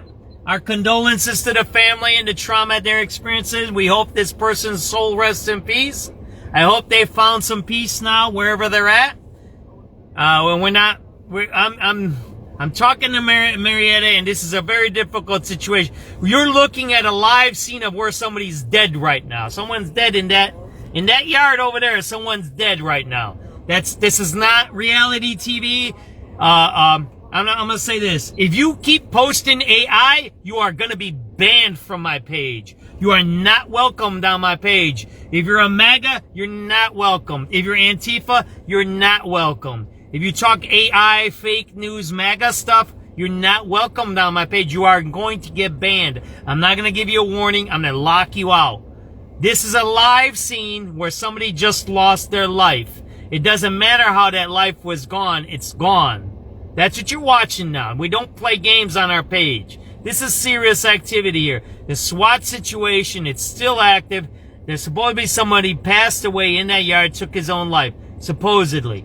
But SWAT's still here and it's still active. So we don't play games here. We don't do that. None of my viewers play games. There they are. There's SWAT. You can see them at the truck there. See that there? See the SWAT there? There you go. Well, we don't, this is an adult station. Look, we have fun and we do our things. Marietta does great stuff. Mizidor does great stuff. Jason does. All the viewers do great stuff. But we are serious about our stuff. We want safety in our cities. We don't think these things should be happening, even if it's a situation, unfortunately, like that. That car is moving there. You see the cop car moving? So something's going on right now. Something's happening. See the cop car just moved? So I don't know if the SWAT's moving or what. I can't see because that cop car went over there. Should I get out? I'm not going to get out. I'm going to stay in my car. You can't get close anyways. I mean, I could get across the street for you guys, but what are you going to see? The SWAT truck? I've seen a ton of those, so.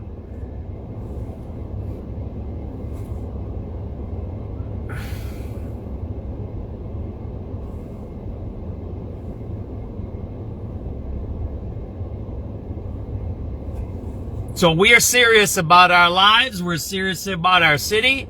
We're serious about the issues. And yes, we talk about t-shirts. We talk about podcasts. We talk about food. We talk about our families. We talk about God. We talk about praying. That's what we are. That's the kind of people we are. We love our city. And when we see things like this, it's traumatic. You're looking at somebody who lost their lives. For some reason, he or she couldn't handle whatever issues they were handling. And that's a sad thing. That's a sad thing. Whether you're homeless, whether you're doing things, whether you're an innocent victim, or whatever it is, it's sad that we have to go through these traumatic things in our city, right? Uh-oh, there's somebody with a kid there gonna try to get over there. Look at that. Let's see what happens with that kid there. See that there? Somebody just dropped those kids off, right? What it causes a lot of trauma in our city. See that there? So that family's trying to get home. You see that family right there? That little beautiful family? Look at those beautiful kids. They can't go home right now. You see that there? Beautiful family. Beautiful children. Looks like the father and the mother, right, is trying to get home, and they can't get home now. You see that there? Beautiful, beautiful. Look at them taking care of those beautiful children there. See that there? There's somebody backing out right here. There's some cop car backing out there. See that there? See, they're telling them you can't go in. Or see that there? That's a family trying to go home, and they can't. See that there? Can you see that better? There we go, guys. See that there?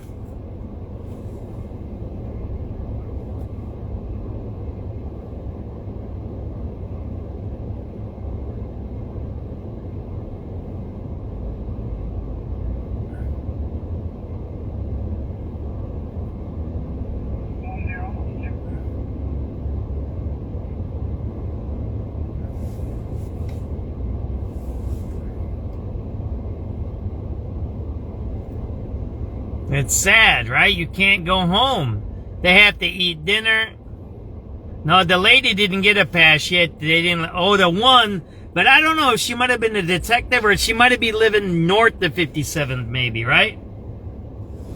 There's activity by the scene, too.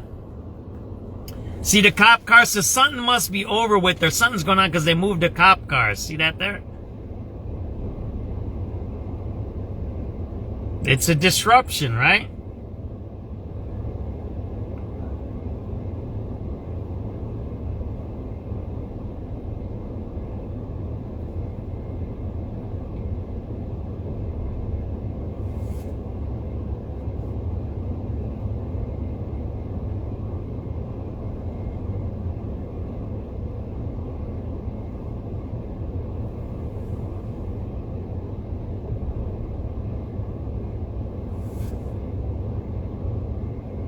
It's sad, right? Here, I'm gonna say this. Where is the city workers? Where is the counselors? It looks like SWAT's leaving. I just seen somebody. Oh, they're letting them go through. Look at that. Look at that. That's beautiful, right? He's carrying his children there. You see that there? They're letting them through. So something must have changed. Look at a SWAT guy. Oh, man, he's got the shield there. Look at that. They might help the family get through with the shield. See that there? Look at that. See the SWAT guy protecting the little kids? Oh my gosh. That's crazy. Do you guys see that there? The SWAT is escorting the children with the shield. Did you guys just see that there? They're going into the house or something. I don't know what's going on there. Are they related to them? Did you see that there? They're stooping down. Did you just see that? SubX.News live here. SWAT situation. So maybe they're in the next door house? Maybe the corner house is the house, right? Because they just let that family in. Did you just see that? That was wild there. SubX, oh man, you see the SWAT guy? So he came back. So they let the man with two little kids in. So, I don't know, is it still active or what? It's pretty wild if they let the family in like that.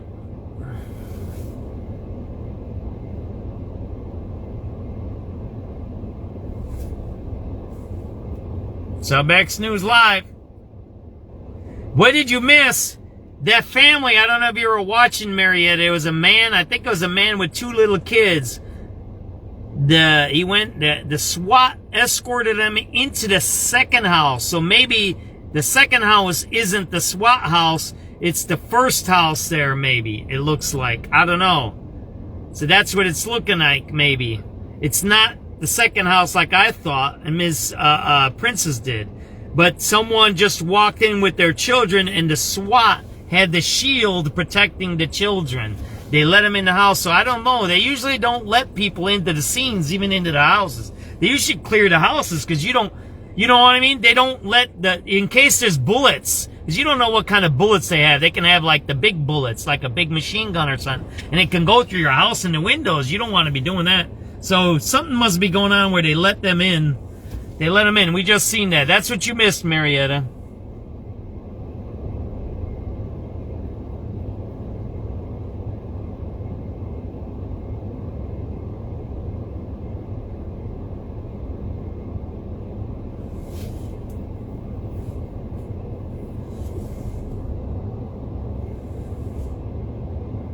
To the right. So what? Oh, that house there? Is that what that means? So it's the brick house then, right? Alright. Oh, I just seen they had the spotlight now over there on the cars. Yeah, they're zeroing in or something. So what do? They go in slowly or something? I don't know what they're doing. I don't want to bother with that stuff, right? If that guy wasn't in my way, we could see what SWAT, because SWAT's door is open. I don't know if you can see that here. It's the first building. Okay. It's the first building. There's some walking over there. You just seen the walking by the front of the building. You seen that, right? Somebody was just walking there.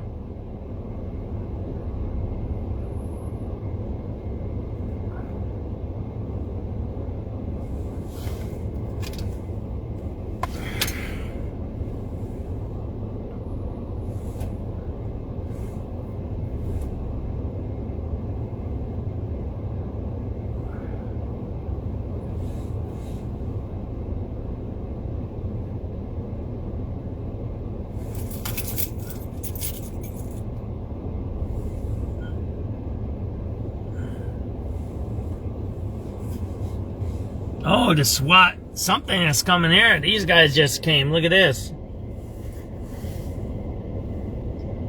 We're still here at the SWAT situation on 57th and May, and it looks like the SWAT truck is pulling up here. What we're hearing is there might be somebody deceased already in the yard over there. We're hearing that it's in that first house there. And now we're seeing that the SWAT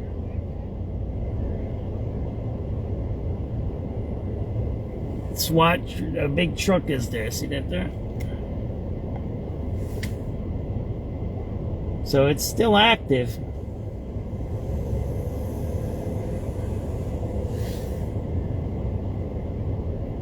It's still an active scene out here.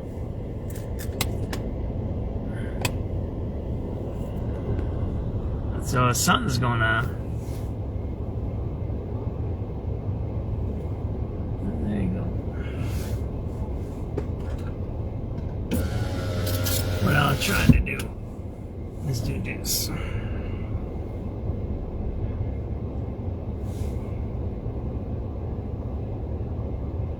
So you just seen that, right, guys?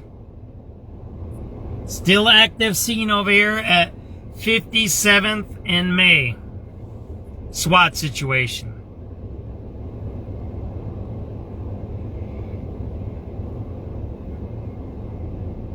We're still here at the SWAT situation.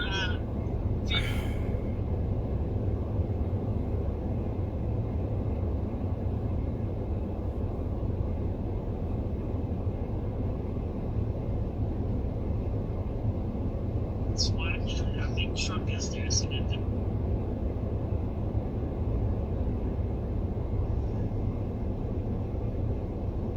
it's still an active. It's still an active scene out here. We're still here at the SWAT situation.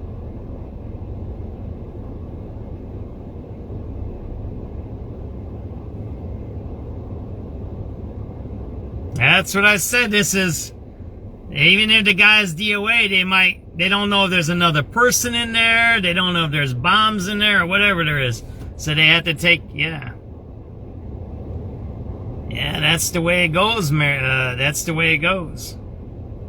Yeah, I've been on these. You know how it goes.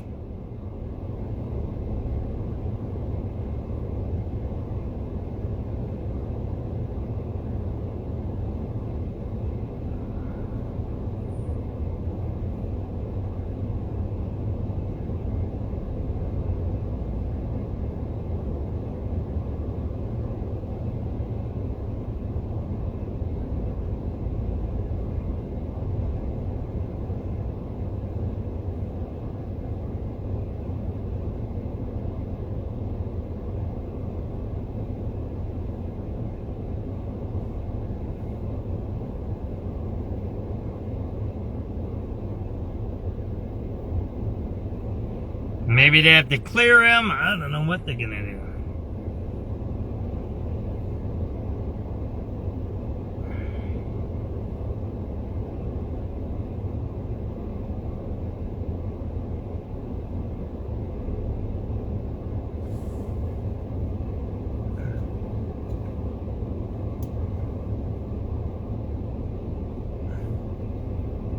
This is some radio calls. What are we missing here, dude?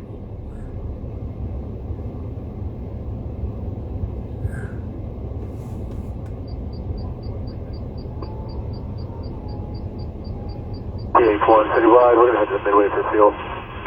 PH1. We have in one of the district. No white shirt, huge dance, basic mental episode.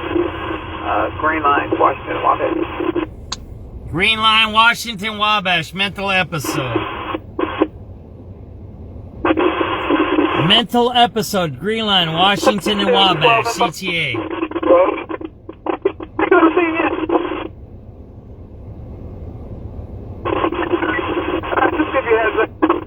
That is close to big pile up over there. 31st and Lake Church Drive. Hey, Matt, you said that was northbound, correct? Yeah. We got another unit to help out Alright, 10-4. We have another car drifting that way. Do we start heading this way? 320. I got 13 out there. You can pull him and him. I think they got 14 on the north end if you can pull him. Alright, 32, 13, 14. 32, 13, 19, alright. 3, 5, 80. Hold on. Two of the numbers up on the red line. Alright, unit standing by. Still hearing the SWAT. That's for a moment. 7385.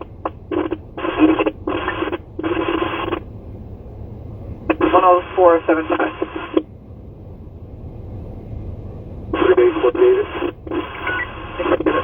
Can I get the numbers to the tower red line? 10480, 10483. 46. Hey, good evening, squad. Can you show me head to that slotted in district? 10-4. 46, right? Tell me I see. 4600, 10-4. Yep.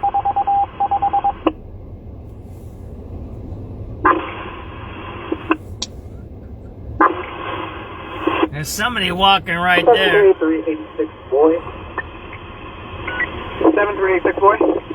Get a mezzanine for CTA bus to Lake Street.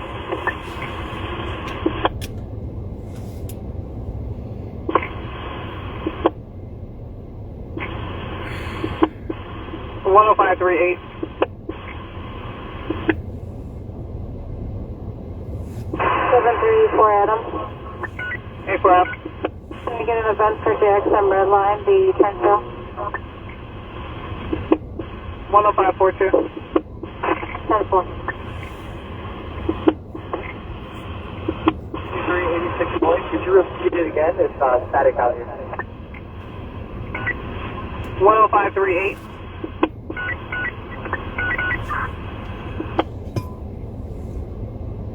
7397 David.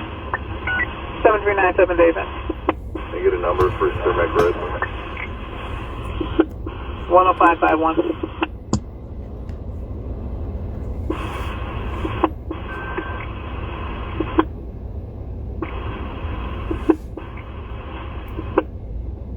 7388 Adam. 7388 Adam. Hey, Spark, can I have a number for Racine Blue Line? 10561.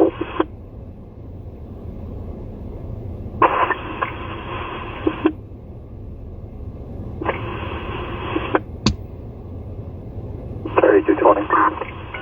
3220. Any case to that 6-car crash on the south end? 13, yeah, it's bonafide, 6 cars, no injuries. Okay, I guess it is bonafide. 3220 copy. Yeah, copy, thanks, Leo. Squad, can you see if the 2nd District got a car or two they could spare to help those guys out? Sure. 6-car accident. Where at? Did you hear that? 6-car accident. 7386 David. 7386 David. Short, Roosevelt, orange, green line, black one, blue line. Did she say where was that 6-car accident? 7388 Adam. 7388 Adam. Hey, Spark, can I have a number for Racine Blue Line? 10561.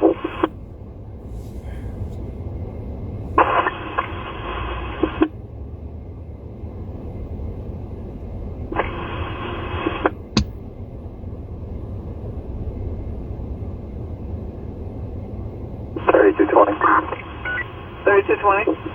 Any case to that 6-car crash on the south end? 13, yeah, it's bonafide, 6 cars, no injuries. Okay, I guess it is bonafide. 3220 copy.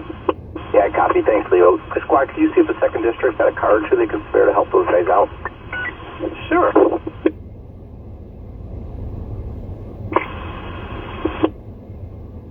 David. 7386 David. Choice, Roosevelt, orange, green line, platform, blue line. She didn't say where. She goes the south end, so I'm thinking it was South Lakeshore Drive, right? Okay, so 7386 David, you need one or two numbers. 7383 David, choice, green, orange, line, platform at Roosevelt. 10617. 4670 Adam. 4670 Adam. Squad, we're on 6700 May. Can I get the event number really quick? Yep, it's 08668. 08668. Thank you very much. No problem. That's the event number for the SWAT. 08668, right? Those one in custody, Sergeant May. Can we get a transfer car over here?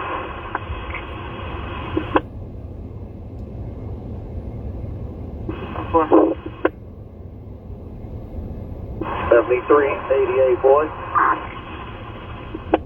7388, boy. This car, can I have a number for Blue Line Medical District? 10637. And did we have anybody do the transports for Blue Line on Cityway 1, Clarkson Lake at the Blue Line? Because Squad, I'm coming from this district, but I can come up. Let me get that number again, the event number, right? 10-4. 7395 Charlie. 7395 Charles. Those one in custody, Sergeant May. Can we get a transfer car over here?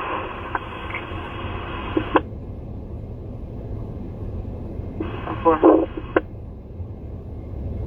7388, boy. 7388, boy. This car, can I have a number for Blue Line Medical District? 10637.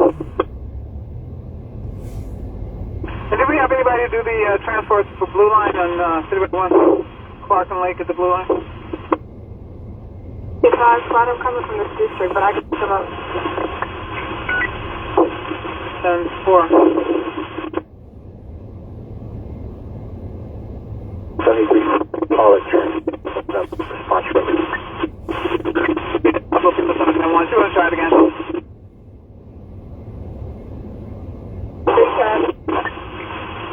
7397 David. 7397 David. Can I get a number for Cermec Red?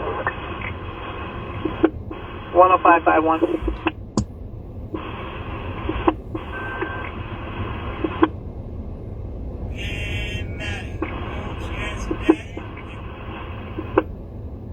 7388 Adam. 7388 Adam. Hey, Clark, can I have a number for Racine Blue Line? 10561.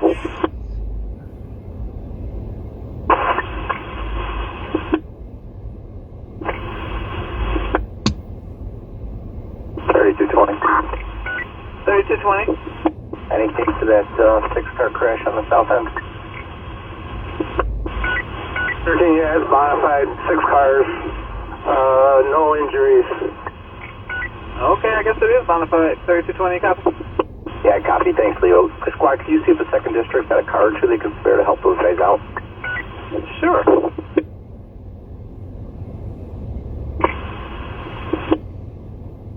David. 7386 David. Choice, Roosevelt, orange, green line, platform, blue line.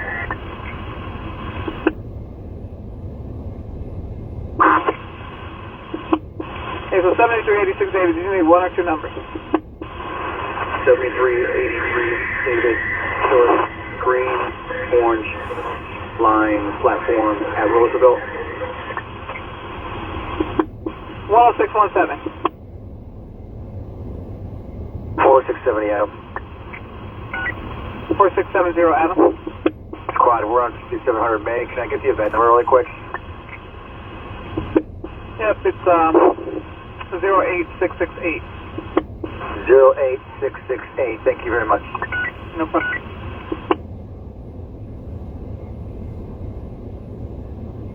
7395 Charlie. 7395 Charles. Those one in custody, Clark and Lake. Can we get a transfer car over here?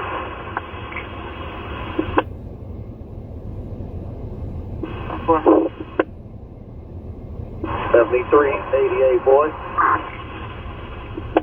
7388, boy. This Clark, can I have a number for Blue Line Medical District? 10637. And did we have anybody do the transports for Blue Line on City Road 1, Clark and Lake at the Blue Line? Because a lot of them coming from this district, but I can pick them up. 10-4. 73, call it response release. I'll look at the 791. Do it, try it again. 7383 Charles. 10651. Did we have anybody talking about the transport after that?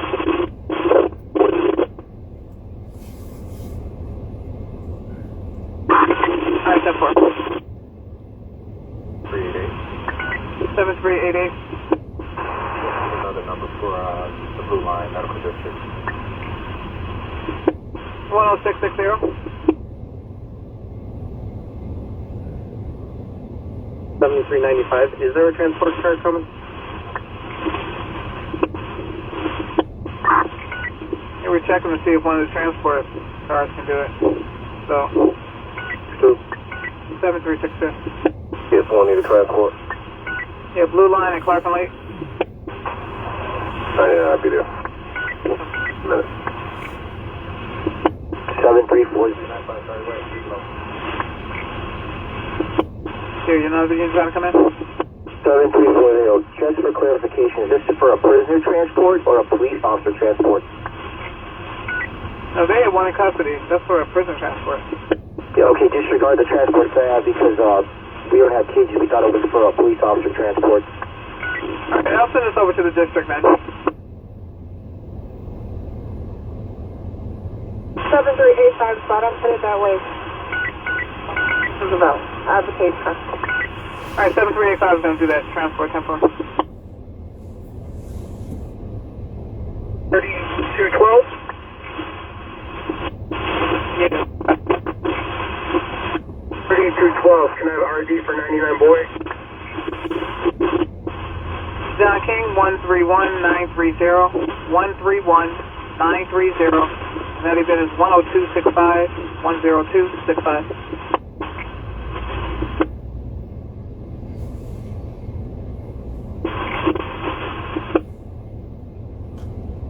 At 3212 info? 212.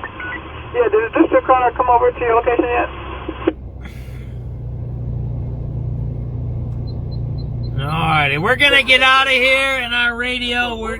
We've been out for 3 hours, so we'll keep you posted here. The story is here.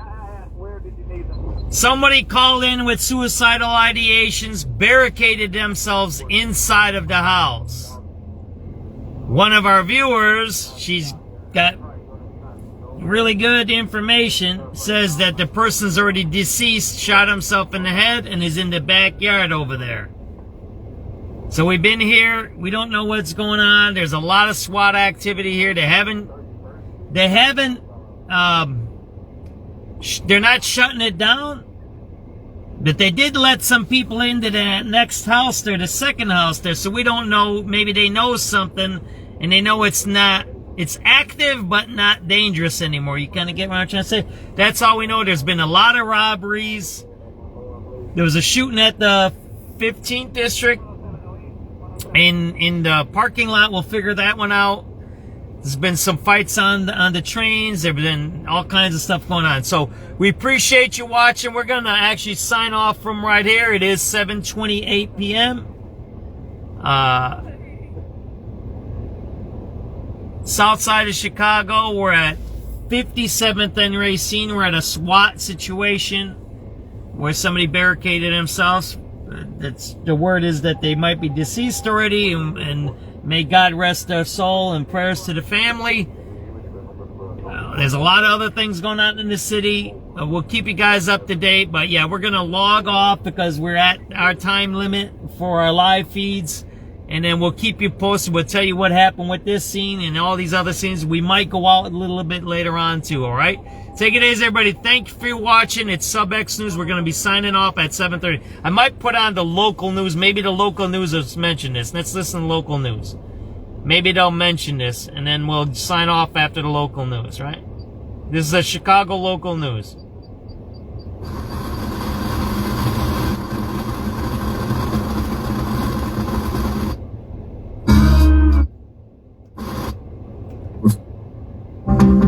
New chapters, big responsibilities, and exciting reasons to celebrate. Life's expenses just don't stop. At Wintrust, we're here for it. With checking accounts that fit your life now, savings options for what's next, and experts who can help you plan and stay ahead. Experience better banking, designed to power your next move. Make the switch today at wintrust.com/here. Wintrust, different approach. SubX says we're going to listen to the local news and let's see if they mention this. Member FDIC, equal housing. Maybe they know more than us.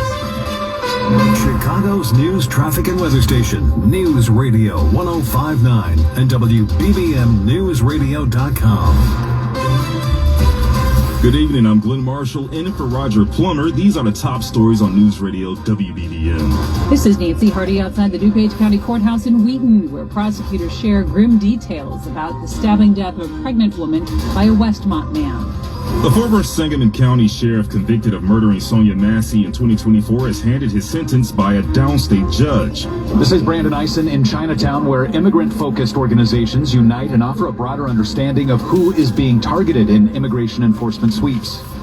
Plus, the U.S. Senate has agreed on a deal to avoid a government shutdown and temporarily fund the Department of Homeland Security. In WBBM Sports, the Blackhawks are trailing the Penguins 2-1. And the Bulls are also trailing the Heat 32-31 at the United Center. And in college basketball, Illinois Northwestern and Chicago State are all in action. WBBM Business, a mildly mixed day for the U.S. markets. The Dow Jones finishes up at 56 points. The NASDAQ finishes down 172 points. And the S&P 500 finishes down 9 points. AccuWeather says that we're going to have a bitterly cold night with some late clouds, a low of 4 tonight. But tomorrow through Saturday is going to be brisk and remaining quite cold, with lake effect snow accumulating 1 to 3 inches and higher amounts near the lake in northwest Indiana. A high tomorrow of 19, a low of 7, and a high of 24. Here's your top story. A Westmont man will remain in jail on charges that he murdered a pregnant woman before setting her Downers Grove apartment on fire on Monday. WBBM's Nancy Hardy reports from the western suburbs. This was a horrific act of violence. State's Attorney Robert Berlin spoke after prosecutors from his office told a judge Nidas Ravukas admitted to investigators he fought with Eliza Morales. It was allegedly about the condition of a pickup truck he bought from her husband through Facebook Marketplace days before. An autopsy shows the 30-year-old was stabbed 70 times. Downers Grove Police Chief Mike DeVries encourages people selling items online to take precautions. Try and ensure a safe transaction, a safe meeting place, trying to know the identity of the person that you're meeting with. Berlin says they recovered bloody clothing, Morales' work ID, and cell phone, but are still looking for the knife. Outside the DuPage County Courthouse, Nancy Hardy, News Radio 105.9 WBBM. A former Sangamon County Sheriff's Deputy, Sean Grayson, has been sentenced to 20 years in prison. He was convicted on a second-degree murder charges in the 2024 death of Sonia Massey. Sonia Massey's father, James Wilburn, spoke after the sentencing. Never in the history of these United States has a law enforcement officer been given this kind of sentence, a maximum sentence of 20 years. He said he wants him prosecuted federally for violating his daughter's civil rights. I don't care who's running this country right now, but I will let you know that as her dad, I want him prosecuted federally too. Massey had reported there may be a prowler at her Springfield home. Her family said she had been having mental issues. Body camera video showed her in the kitchen, separated from Grayson by a counter. She had a pot of boiling water. She said, "I rebuke you in the name of Jesus." You better not. I swear to God, I'll shoot your face. Okay, Drop the pot. and she was shot in the face. The 31-year-old Grayson testified, "I made mistakes and made terrible decisions that night. I'm sorry." Mike Krauser, News Radio 105.9 WBBM. A new report is shedding some light on just how much the deployment of federal troops to the 5 U.S. cities, including Chicago, is costing taxpayers.